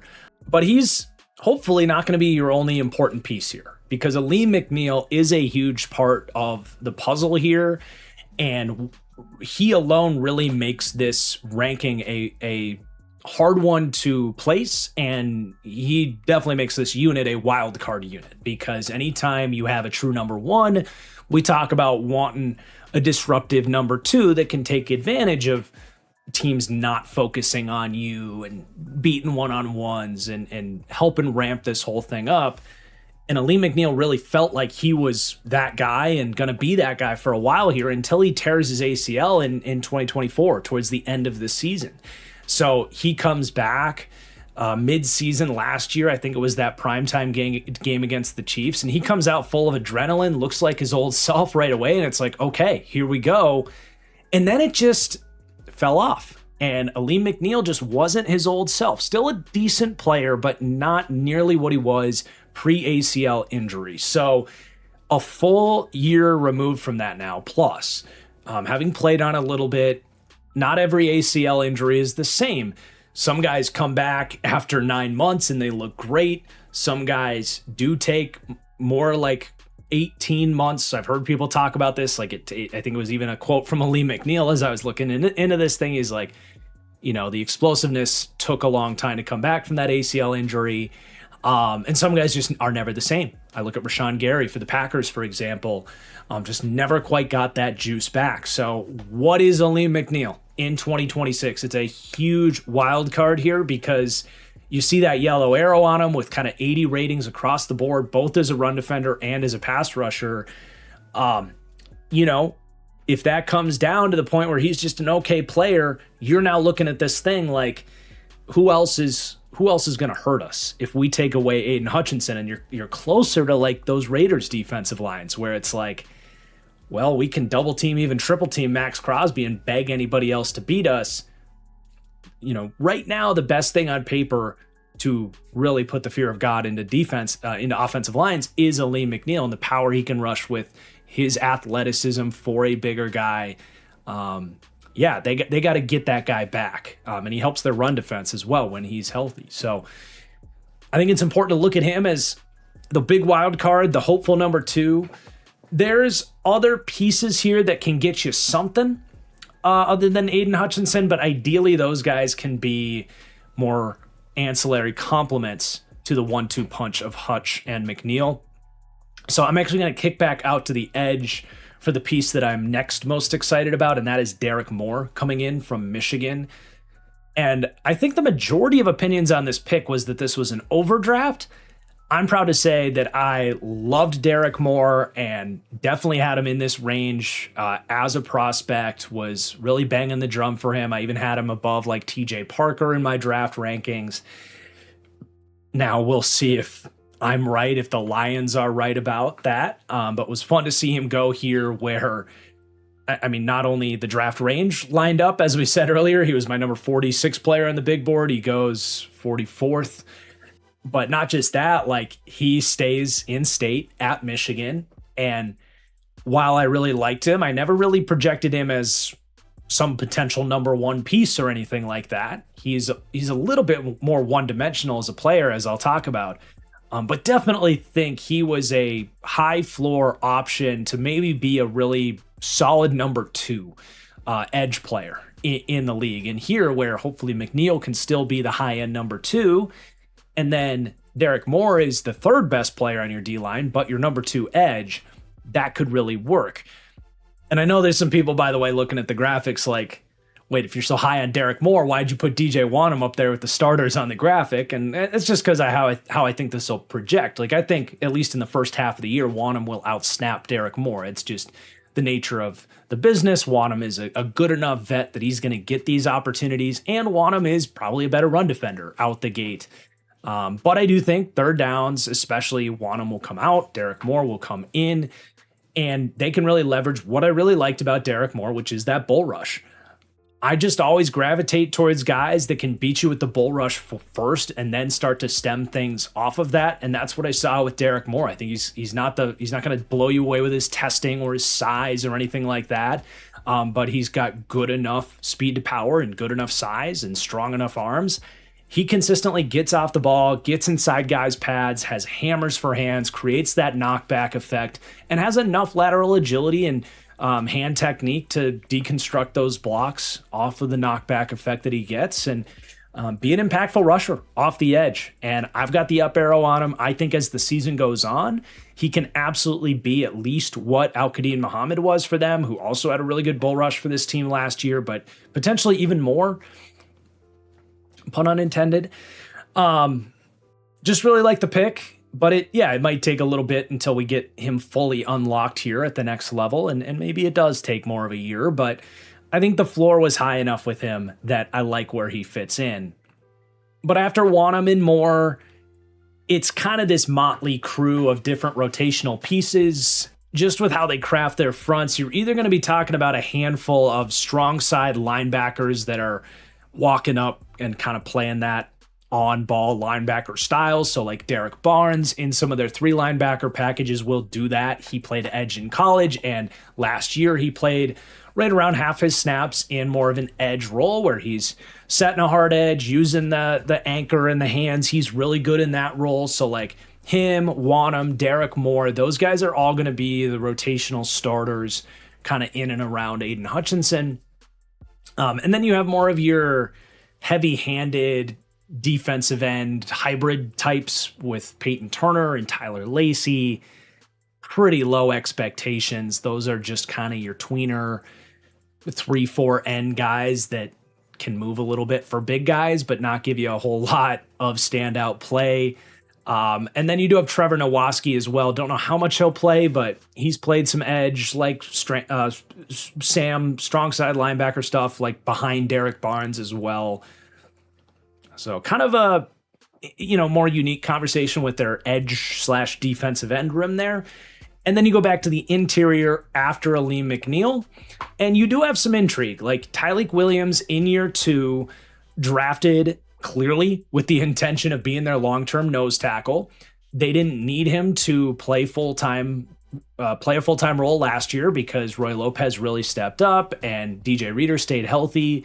And Tyleik Williams was able to learn from those guys, and I think that's going to be time put to good use. I think he looked probably pretty close to a average 50% outcome from what he was as a prospect, where it's just really hard.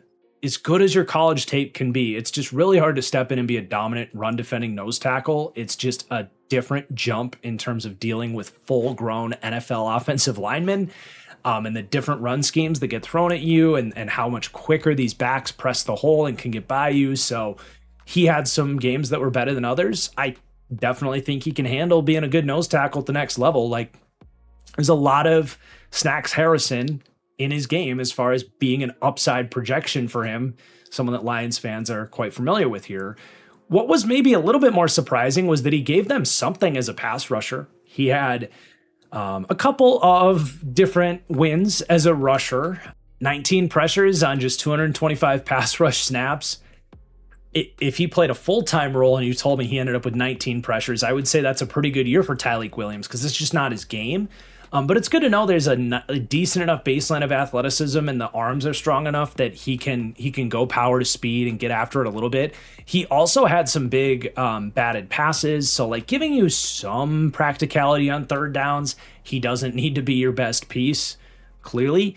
But if he's in there and it's, Hutch and McNeil and a good case of Derek Moore going to work, okay, you still got to keep an eye on him, and he can overwhelm undersized offensive linemen with his strength. So it's good to know there's something there, and maybe he continues to develop that skill set. But I definitely think you're more focused on, okay, DJ Reader and Roy Lopez are gone. We need Tyleik Williams to eat up some space in run defense. And Aleem McNeil will contribute in that role as well. Ideally, you just got both these guys and you have one of the better run defending interior duos in the league, because if McNeil can get back on track and you get the green up arrow side of that yellow arrow that's placed on him, you could really be in business there. But you do have Levi Owuzurike coming back. He's always been hurt, so it's like hard to really count on him being here. He's here now. He's healthy currently, but how long does that last? But the last time he did get through a season healthy, he reminded us of why he was a high draft pick. I mean, he's really athletic. He's got some power. He can get after it. So if he stays healthy, he's actually, on paper, probably the highest floor pass rusher after Aleem McNeil. But that floor gets cut out from under him because of health. But I mean, if he's able to stay healthy and you really hit all these green lights, okay, this can really be a problem trying to deal with this defensive line. But then after him, it falls off. You got, I would lump Mekhi Wingo and Skylar Gill-Howard together as very similar prospects, honestly. 6th round, undersized interior D linemen with elite first steps. So you're looking at guys for stunts and third down, designated pass rush usage there. But neither are, likely to give you much. Wingo at this point, this will be his 3rd year. He hasn't made an impact. Skylar Gill-Howard had some good moments, and I did have to go back and watch him. I was really underwhelmed at first, but I think he played hurt in the first game I watched, and then I watched him earlier in the year, and I was like, okay, there's something there. It's just, I still wasn't surprised he fell because he just is so woefully undersized and lacks play strength, but maybe he surprises. Tyree West is actually an interior piece. I think I listed him with the edge guys earlier, so that was a mistake on my end, but I didn't get to him. He played at Tennessee, and I watched a lot of those Tennessee D linemen. I didn't know that I was supposed to watch Tyree West because he was on nobody's radar, but he ends up getting drafted in the 7th round, so we'll see if they found something there. The interior D-line depth would be a concern if and when Levi Owuzurike gets hurt. But overall, you got some options here. It's a good defensive line that is a wild card. There are some potential bad outcomes here. If Aleem McNeil isn't the same, if Derek Moore isn't quite the impact early on that I hope he is, and Levi Owuzurike gets hurt, this is probably going to fall off a good bit and be more like a bottom 3rd in the league pass rush. You still have Aiden Hutchinson. That's going to help you. But that would be a pretty steep drop off. But I think they can climb up here as well. I absolutely do. You have the potential for all these guys to fill into the appropriate roles after Aiden Hutchinson. So it's a pretty good starting point for the defense. But then you go to the linebackers, and we'll take a look at their offseason changes here. So they do lose Alex Anzalone, who goes down to Tampa. He's started a lot of games here. So that is a loss, but they do draft Jimmy Rolder, another one of my guys there, in the 4th round. I really like this Lions draft. And they bring in Devin White, who keeps getting opportunities here. But I did say slightly downgraded. Alex Anzalone is a good player. Not someone they can't replace or anything like that, but he is a loss. But they're still in pretty good hands with this linebacker room that actually comes in ranked as my 7th ranked room of linebackers, but they are split. They are 1st to 3rd in run defense, but they are more towards the bottom end of the league, 19th to 23rd in linebacker coverage. Not tragically bad there, but it is, for example, a C grade for linebacker coverage.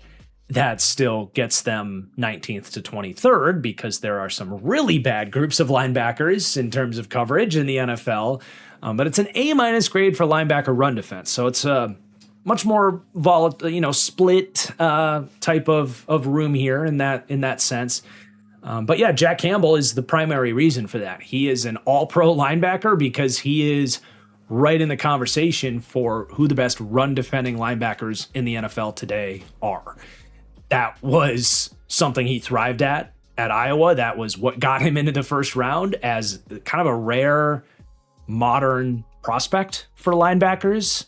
So many of these first round options are, I don't want to say Sonny Styles because he was, different on the spectrum of athleticism, but more of your like, Kenneth Murray and Quay Walker, Patrick Queen, Jamin Davis, just athletic dudes that you're betting on the upside. Jack Campbell was like, all right, this dude is big and excellent at getting off blocks, played at Iowa, super tough, high IQ linebacker that does have quick feet, but he's got stiff hips and he's slower and he's never going to be a great coverage player, but God damn it, he can get after the run. And that's exactly what he's been. He's reached his best case scenario in a dream landing spot for him, and it gets him into the All-Pro last year. It gets him a big payday.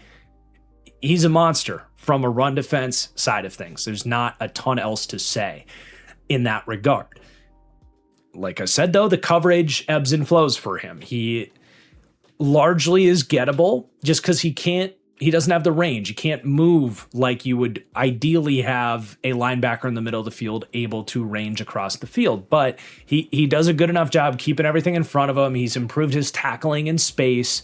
He will get his hands on balls when it's in shorter, condensed areas of his coverage. He can bait the quarterback. He can have instinctive moments. He's not utterly useless from a coverage angle, but he's very limited in what you can ask him to do. And he's pretty good inside the confines of those kind of short hook zone, the occasional flat responsibility. Not someone you want manning up running backs, running up the middle of the field on a, cover two mid read or darting out and covering a deep curl flat. Like, just keep his responsibilities limited, and he can have a moderate level of success there. And he's also a pretty damn good blitzer too. He had some really exciting moments bullying over, I think it was the Vikings running backs, if my memory serves me right. Took another step as a blitzer this season. So he kind of sets the tone, I would say, for those overall rankings, right? Where it's much more run defense oriented than coverage oriented. And Derek Barnes is kind of the LB2 here as an extension of that. I mean, this is a defensive end that has been converted to linebacker at the next level. And as you would expect, his run defense, physical capabilities are really good. He can get off blocks. He's got the anchor to take on pulling linemen and can even be used, like we said, like up at the line as a legitimate, like, defense or, outside backer, a member of your D line, essentially. He hits hard, he tackles, he fits right in here. Obviously, his history as an edge player translates a decent amount getting after the quarterback. Maybe not the most crafty blitzer on the planet, but I am somewhat fascinated kind of with Alex Anzalone leaving. That's a void that we haven't necessarily seen Derek Barnes play his role, Alex Anzalone's role, at a consistently high level. If that makes sense, I'm curious if they just want Derek Barnes to take another step up as Anzalone's replacement, if they think he's played enough off-ball linebacker to do that, or if they want to keep him doing what he's done in the past and maybe have Malcolm Rodriguez more step into the Alex Anzalone role, which is more of a traditional third down role, which is much more of a traditional 3-down linebacker role, more balance to that role than Derek Barnes, who's more of just a sledgehammer. Malcolm Rodriguez was awesome in his rookie season. He's had a lot of injuries on and off. So, I think some blend of these guys would make sense, and a reduced workload for Malcolm Rodriguez so that he can get through a whole season would make sense as well. I'm kind of envisioning maybe a defense that plays a little bit less base, a little bit less three linebacker stuff. So a reduced number of total snaps to fill these guys in. But when they do go base, probably Rodriguez in there in Anzalone's more traditional weak side or inside linebacker role, with Barnes more playing that on-ball Sam role. And then if it's nickel on early downs, maybe Barnes because of the size in the run defense. And if it's nickel on later downs, maybe it's Malcolm Rodriguez because he's a little more fluid and a little more rangy from a coverage standpoint, but it could also be a case where it's just Barnes all the time and they don't play as much early down base. When they do, Barnes is the inside backer. They use someone else like a Nowaski or whatever to play the edge, or some of those other edge players, and Rodriguez is more of just a backup role. But it's a good problem to have. I think Rodriguez can play and is a big reason why I'm just not that worried about Anzalone leaving, because I think he can give you 85% of what Alex Anzalone gave you. And if anything, he's at times even more exciting than what Alex Anzalone was, just because he's a playmaker, man. Rodriguez plays with his hair on fire. Unfortunately, that at his size has gotten him hurt at times. But it also just like doesn't stop there. You have one of the deeper groups of linebackers in the entire league. I'm going to go to Jimmy Rolder next. Like, we'll come back to Devin White. I really liked Jimmy Rolder. Talk about a potential Alex Anzalone replacement. Just a guy that has a lot of balance to his game. He's not fast, Jimmy Rolder, but he's fluid and has quick feet. And I had read some reports on him before I watched him, and it was like, oh, he's just, your classic like day 3 slow Michigan run defense linebacker. And I was like, I don't know, man. There's a lot more there than that. I really liked his eyes and zone coverage.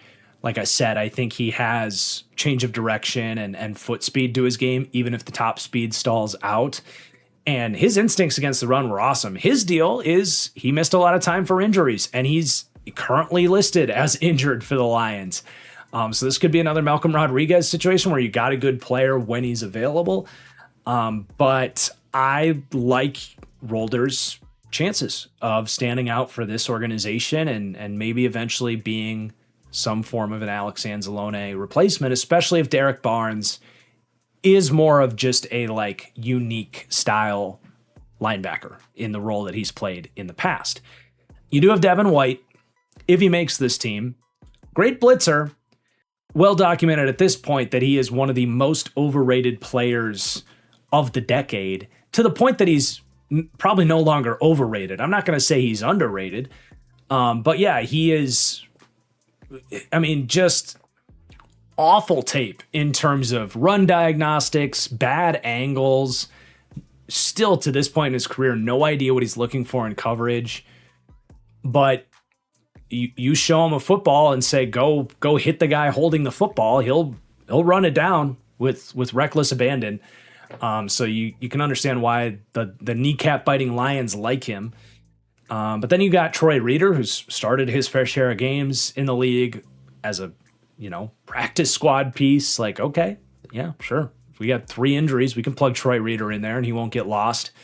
Damone Clark's another guy I liked that just never really progressed in his development in Dallas, but he's got tools and he's started some games. So like, man, this is a really deep linebacker room. It is. I feel pretty good about this all coming together in one shape or form. This is definitely not my question on the Detroit Lions. It's a good unit that, again, ranks 7th for me among NFL linebacking rooms. But we got to go to this secondary. This is in the back of everyone's mind, I think, that knows the Detroit Lions. They're like, but the secondary. And it's true. There's some issues here. But let's look at their offseason changes first. So at cornerback, believe it or not, I actually said slightly upgraded at cornerback. They do lose Amik Robertson, who, I think he's a bounce back candidate and is a loss, but he did not play well for this team last year in 76% of the snaps. It was kind of funny because we spent so much time talking about how injured this secondary was.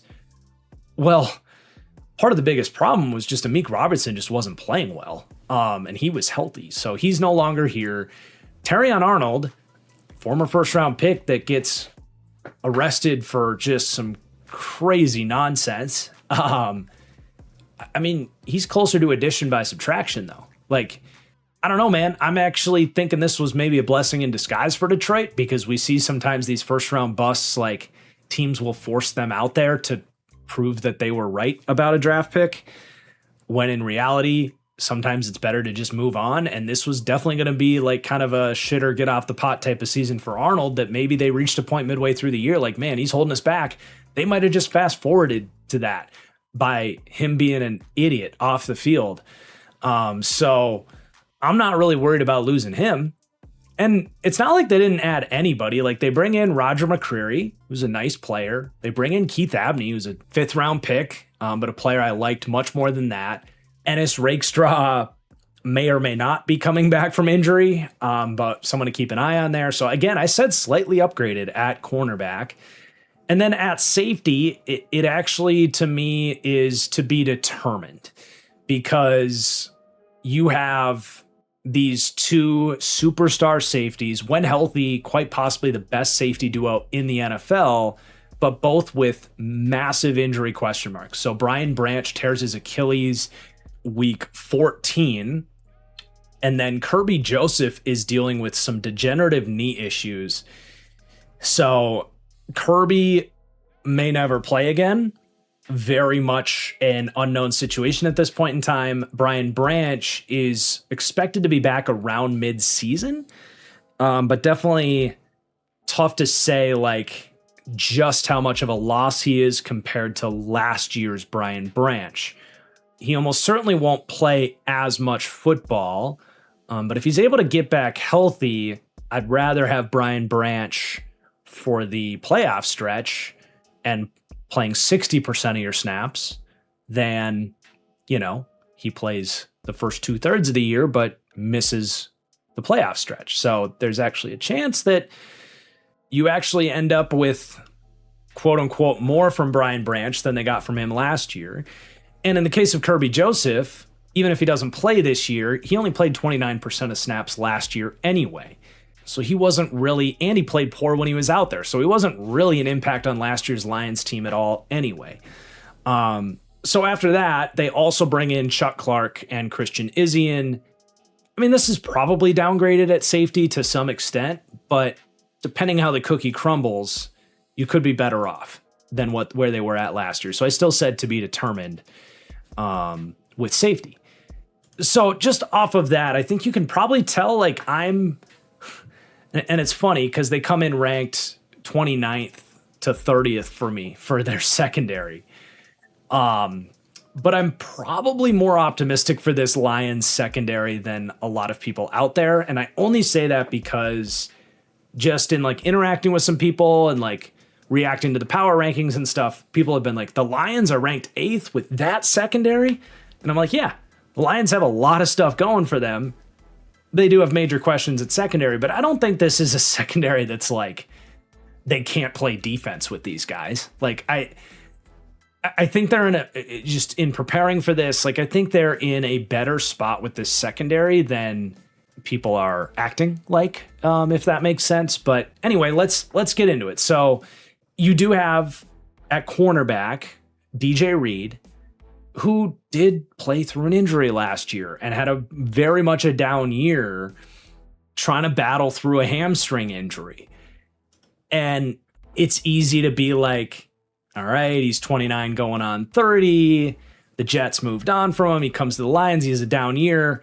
Obviously, this is just a regressing vet, and he's not going to be good anymore. Well, it's not like he was unplayable last year. He still had more good games than bad. He was certainly not as consistent as the 6th season before that, where I had pretty consistently called DJ Reed one of the best CB2s in the league, and I really liked this signing for Detroit. But he's a yellow arrow player for me because he missed about a third of the season last year, and even when he came back, he was coming back on a bad hamstring. So, yeah, he's getting older, but he's not even 30 yet. And there's probably actually more reason to believe that he's actually going to be much better this year than he was last year than there is reason to believe that he's just fallen off and he's not good anymore. But there is a downside to the coin where, okay, he is going to turn 30 this year and, the hamstring started to bug him, and he's a guy that, he was already on that line of his traits were just good enough. So if he loses half a step, that cliff can be steep. As opposed to when an elite athlete loses half a step, well, he's still a capable NFL athlete. So we'll see. He's a wild card for sure, but one that I'm cautiously optimistic for, and someone that probably makes me, just as a baseline with this cornerback room, a little bit higher on this group than others, You have Rocky Sin, who's probably, talk about baseline, he's about as low as you can go with a starting level corner where you're okay with it as a CB2. I mean, he's been around the league. He's got length. He can play the ball. He's physical. He can play zone coverage if they want to play more zone here. Not the best athlete for man-to-man, and it's, he's got that bump and run style, so like he can get physical and play some good man coverage at times, but the elite athletes will definitely dot him up. But he actually wasn't too much of a problem for them last year. He had some down games, which will happen with Rocky Sin, but like he played okay. He really did. Even if some Lions fans might look at some of those uglier games and be like, we got to get this guy off the field. He had some underlying games beyond that were more starting caliber guys. So I think you can survive with Rocky Sin. It's not ideal. But then you have Roger McCreary. I actually think this is an underrated signing. Like, Tennessee decided they didn't want to pay him, despite the fact that he's been a very solid corner. He's not the biggest guy, he's not the fastest guy, but he's quick, he's smart, he's tough. He's everything the Lions like in a member of their secondary. He gets shipped off to the Rams, and mid-season kind of, they were trying to find a role for him, and he kind of just fell by the wayside. But I mean, he's a very reasonable starter. I don't think you need to like dive into why he's going to be a superstar or anything like that, but can he play better than Amik Robertson played in the slot last year? I mean, I think almost certainly. Like, Robertson really struggled there. So I like that as a signing. And then honestly, man, like Keith Abney, I had a second to a third round grade on him. I think getting him in the 5th round was a huge mistake by the NFL. Another example of a player that, he's too small, he's got to be a slot, he's not fast enough. Okay, but turn on the tape. Like, he had some of the best zone IQ. Like his zone IQ, his ability to read the quarterback, understand his assignment, spatial awareness, like playing that high-low from all those, curl flat, hard flat, that type of stuff. Like, really good tape, man. His overall zone processing ability stacks up there amidst the best cornerback prospects over the last couple of drafts. Now, the fit's interesting. This is the exact pick that I was like, well, I love the value, but are the Lions just going to run man coverage all the time? Because I don't want Keith Abney there. I want Keith Abney in all of these off-zone defenses that only run man coverage like 15% of the time. So does this signal that they want to be more of a zone team? Did they just think the value was too high and they had to take him anyway? And in which case it might be a square peg round hole situation. But if they're going to play more zone, Keith Abney can absolutely be better than Rocky Sin. And there's a lot of DJ Reed in Keith Abney's game as a mentor. And DJ Reed himself has really played well in these quarters-oriented systems. So is Roger McCreary. So can I see a world where DJ Reed and Keith Abney on the outside and Roger McCreary in a Lions defense that surprises us and plays a lot more quarters, cover 6, cover 2? Can I see a world where that's actually not an elite set of corners, but honestly like a damn good one? Yeah, I actually think that's pretty reasonable to see that happening. So I'm a little higher on that cornerback situation. Then Ennis Rakestraw, like, he got hurt again, like yesterday when I was preparing this. He just can't stay healthy, and he was drafted as a bump and run man guy that isn't that fast, isn't that big. It's just been a rough go at it for him, but they're hoping that he can be healthy this year. And then you've got a pretty steep fall off after that, but Dorsey and Whiteside had to play a little bit last year and certainly were more of a part of the problem in terms of 5th, 6th, 7th string corners having to come in and contribute here. But I'm higher on this cornerback situation than I think I expected to be getting ready for the Lions deep dive here. And then I think a lot of people out there are, but obviously, like, all right, I said it earlier, they rank still very low for overall DB coverage, 29th to 31st for coverage. It is still that scrappy Lions run defense nature that helps this out a little bit. A B grade, ranking 8th to 16th for DB run defense, which helps them pull away from some of the other ranked coverage units in their cluster. So 29th to 30th for overall defensive back rankings here. Obviously not a glowing endorsement of this secondary, but it's this safety situation that's really rough. Like, talk about a wild card, dude.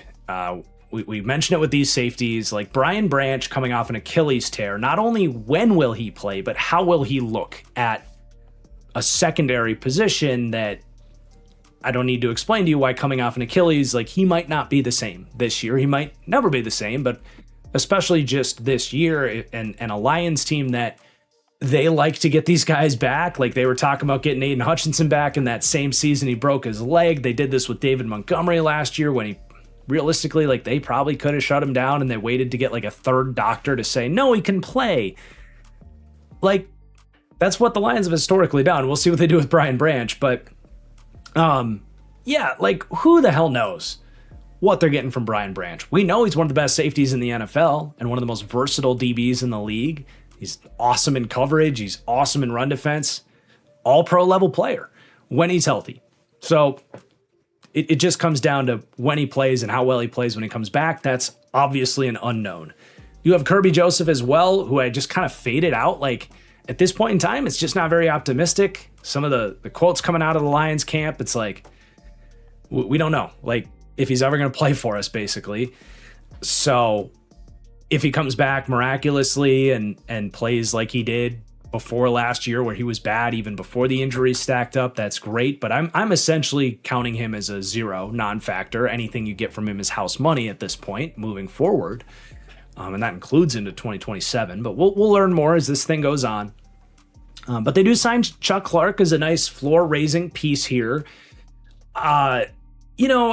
So Chuck Clark, 2023, he signed with the Jets when Rodgers went there. And then he went down before the season even started. Wasn't the same guy the next year at his age 30 season. So it was kind of like, man, that really looks like maybe an injury that's going to derail this guy. He's not going to be able to get back. He actually, off of that, signs with Pittsburgh last year, and he was okay. He's 31 years old and was never the rangiest guy to begin with, but he knows what he's doing. And again, if this is going to be more of a quarters, split safety style defense, if they can keep him out of man-to-man situations as their number one safety to start the season, that's where he can play. He's a great run defender still.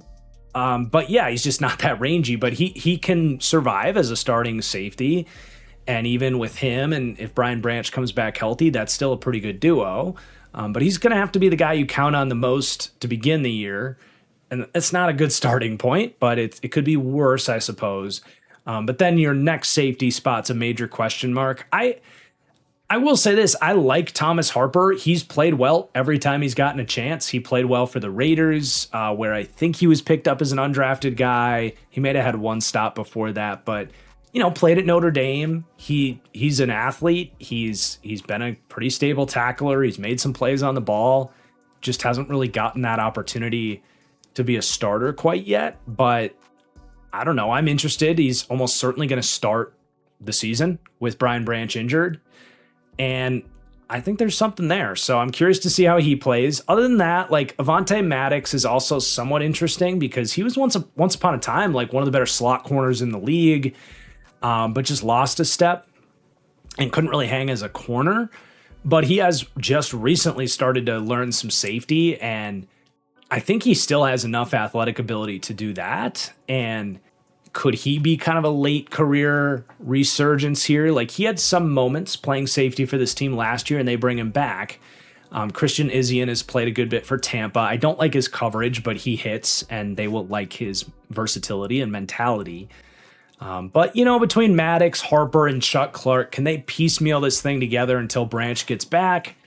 Yeah, I think they can. It's, it pairs with a pretty low ceiling cornerback room and doesn't get you excited, but can they have 5 starting caliber players out there in a way that they didn't last year?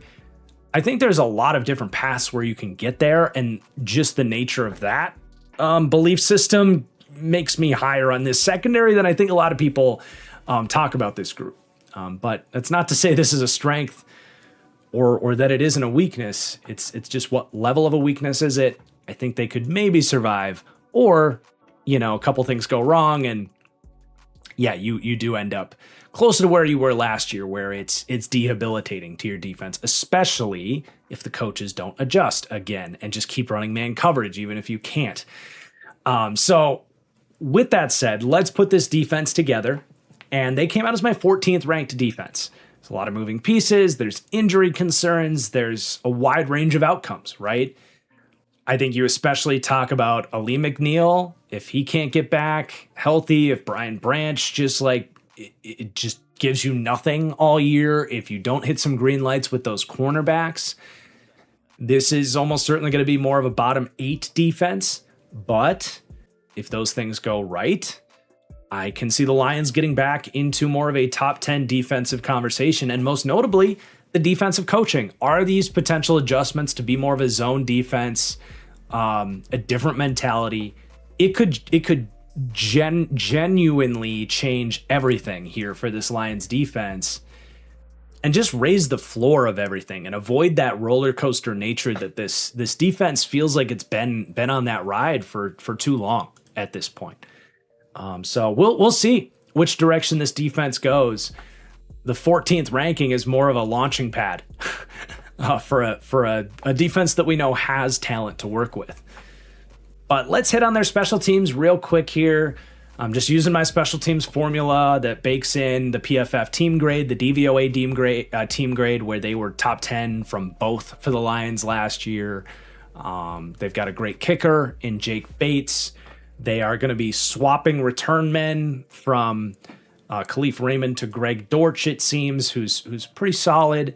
You got a decent enough punter in Jack Fox. You have an excellent team culture that has clearly helped this team have good special teams here under Dan Campbell. So they came out as my second ranked special teams. It's a really high projecting unit in the third phase here.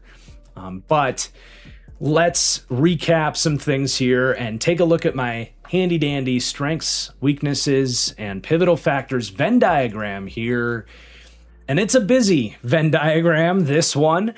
The Lions have a lofty list of all three strengths, weaknesses, and wild cards. I see 6 definitive strengths for the Lions, which is one of the more impressive lists out of the teams we've done here. I talked about it earlier, like the amount of elite talent that this team has is legit. So weapons, running back, run blocking, pass rush, linebacker run defense, and just the overall run defense. There's some real stuff that the Lions can hang their hat on and leverage against their opponents. But you do have some pretty glaring weaknesses too. You have the secondary that we talked about. Even if I'm higher on that unit, it's still a weakness. How could it not be? And the pass defense coaching for me pairs with the secondary, and that's a concern, to say the least. That to me is a weakness, despite what people will say about Kelvin Sheppard. I'm not sold yet. And then I also wrote down the big injuries in the first half of the season. I mean, you have your starting center is probably going to miss the first half of the year, and your all-pro safety is going to miss the first half of the year most likely. Okay, you're just kind of starting from behind in the sort of injury race, because while people will tell you it's next man up and you got to be able to survive injuries, that shit really matters, and there's a lot of luck involved. And with the Lions, it's like you've already, if this is Mario Kart, you held down the gas too long and your engine exploded, and now you got to start from behind. And hopefully you don't suffer more injuries and slip on banana peels on your way to the end of the race. So you're starting from behind in that sense.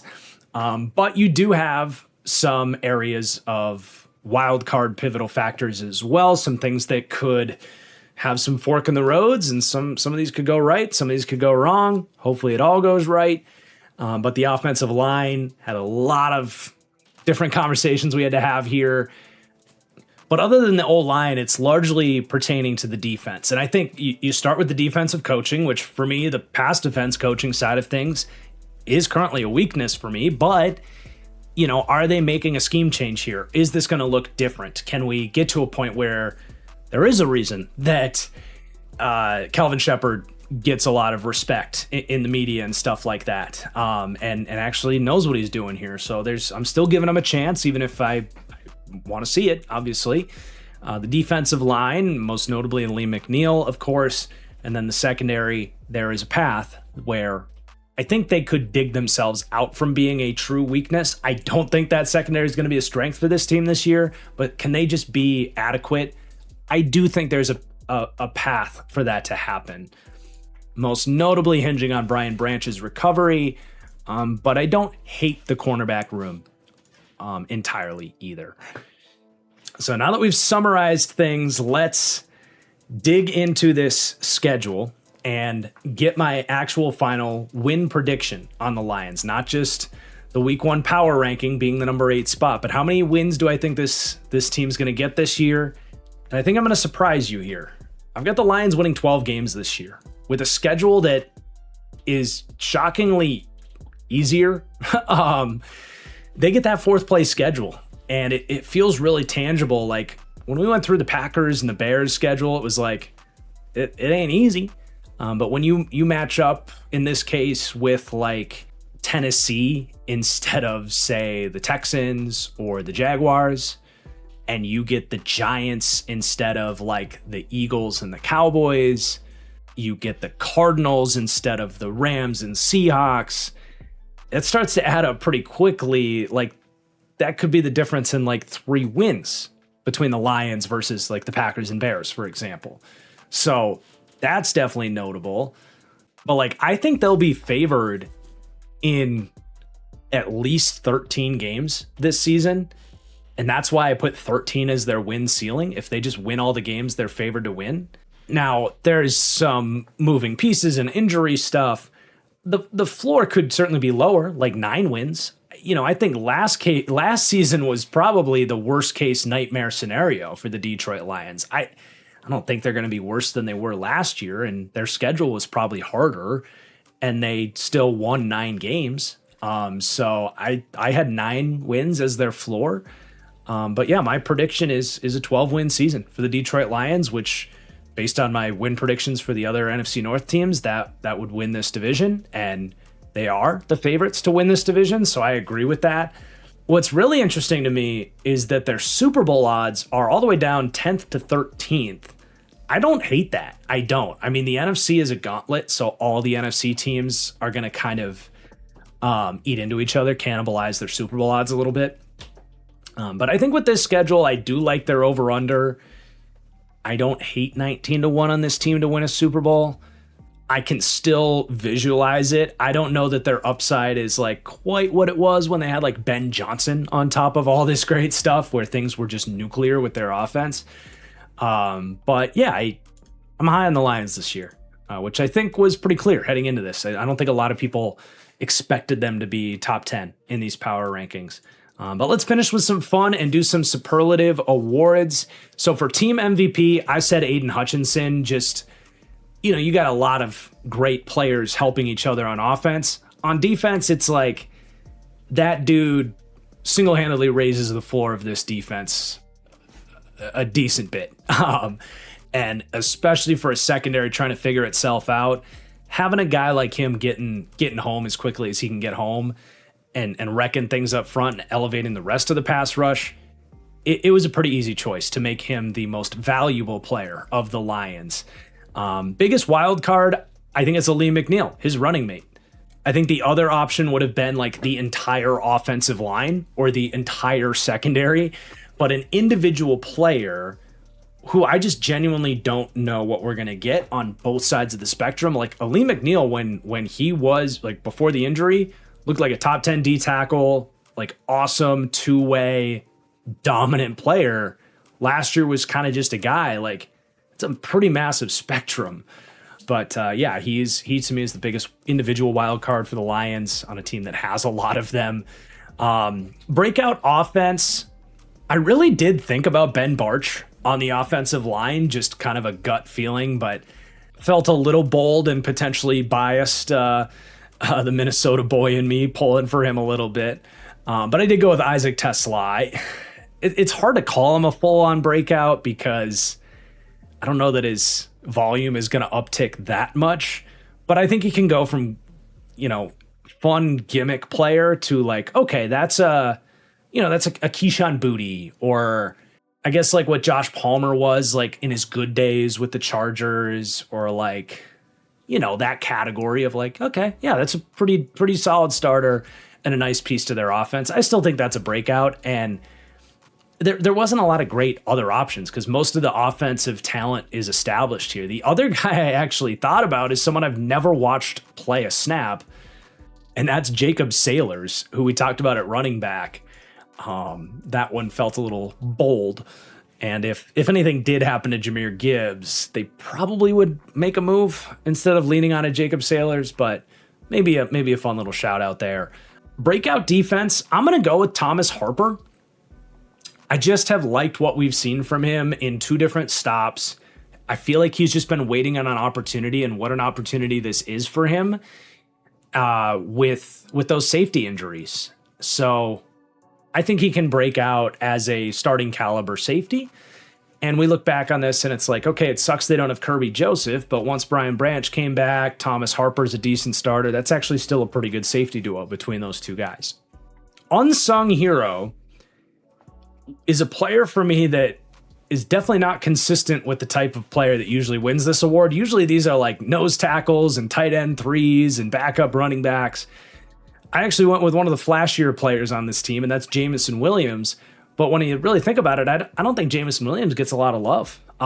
If anything, I think people have some frustrations with Jameson Williams because he was, such a high draft pick and has the speed, and you maybe want him to emerge as some number 1 wide receiver or be, a better fantasy draft pick for you. Like, I'm not really drafting Jameson Williams in fantasy necessarily, just because the week-to-week stuff is inconsistent. But for the reason I said, the fact that he just opens up the defense and forces defenses to play you a different way, that is quite literally an underrated, undiscussed, intangible way that he helps this team win games, even if he's not actually touching the football. So I went with Jameson there. And then fantasy MVP, this was a really hard one. I just looked at my own personal draft rankings, which, by the way, you can get my fantasy rankings over on my Patreon now. I published that a few days ago. But I'm pretty high in this Lions offense. And I just said, like, I'm not really into Jameson Williams. I like Sam Laporta, but he's still going pretty high. Like, there's not really a tax on his neck injury. I like Jahmyr Gibbs. But I'm in the camp where I actually would take Bijan over Jahmyr Gibbs with, that's kind of the debate, number 1 pick versus number 2 pick. I think I would take Gibbs too, but it's hard to find value in that spot. Jared Goff was in consideration. I'm 2 spots higher on Jared Goff, but I'm also two spots higher on Amon-Ra St. Brown. So that's going to be my selection for fantasy MVP. I guess this is just me saying, like, I would draft Amon-Ra St. Brown inside the top 10 of my fantasy draft, whereas right now he's kind of on that border. Really hard to find any sort of value in what has been one of the more productive, well-documented offenses in the league. But if you squint, I think there's a little bit of value in drafting Amon-Ra, I guess, at his very steep price or a couple picks before it. Not exactly a pick I'm the most convicted in, but I don't know. Maybe you guys can tell me who you think the most valuable fantasy football pick is on this Lions offense that's pretty stacked. Maybe it's Isaac Tesla. I don't know. Just lean into him catching a touchdown every week. But that is going to do it. Really fun deep dive. Fascinating team. Man, these Lions, but their upside's pretty freaking scary. So I hope you guys enjoyed this deep dive. If you thought it was crazy that the Lions ranked 8th, did this deep dive change your mind? Or do you still think I'm crazy? Would love to hear your comments down below. And who do you think comes next? I think I know what you guys are going to guess because the other team people keep saying, how have they not been revealed yet, is the Kansas City Chiefs. So do you think it's the Chiefs? Do you think their climb continues? Let me know in the comments down below. Please do hit that like button on the way out. I do want to plug the hats. I have like 21 of these left on the marketplace. You guys have been awesome buying the hats. So go to thatfranchisestore.com and get them while you can, because I can't promise we do another 100 of these. We'll see about that, but I cannot promise that we do that. So make sure you get one while you can. Thank you so much for watching. I'll see you guys soon. Cheers.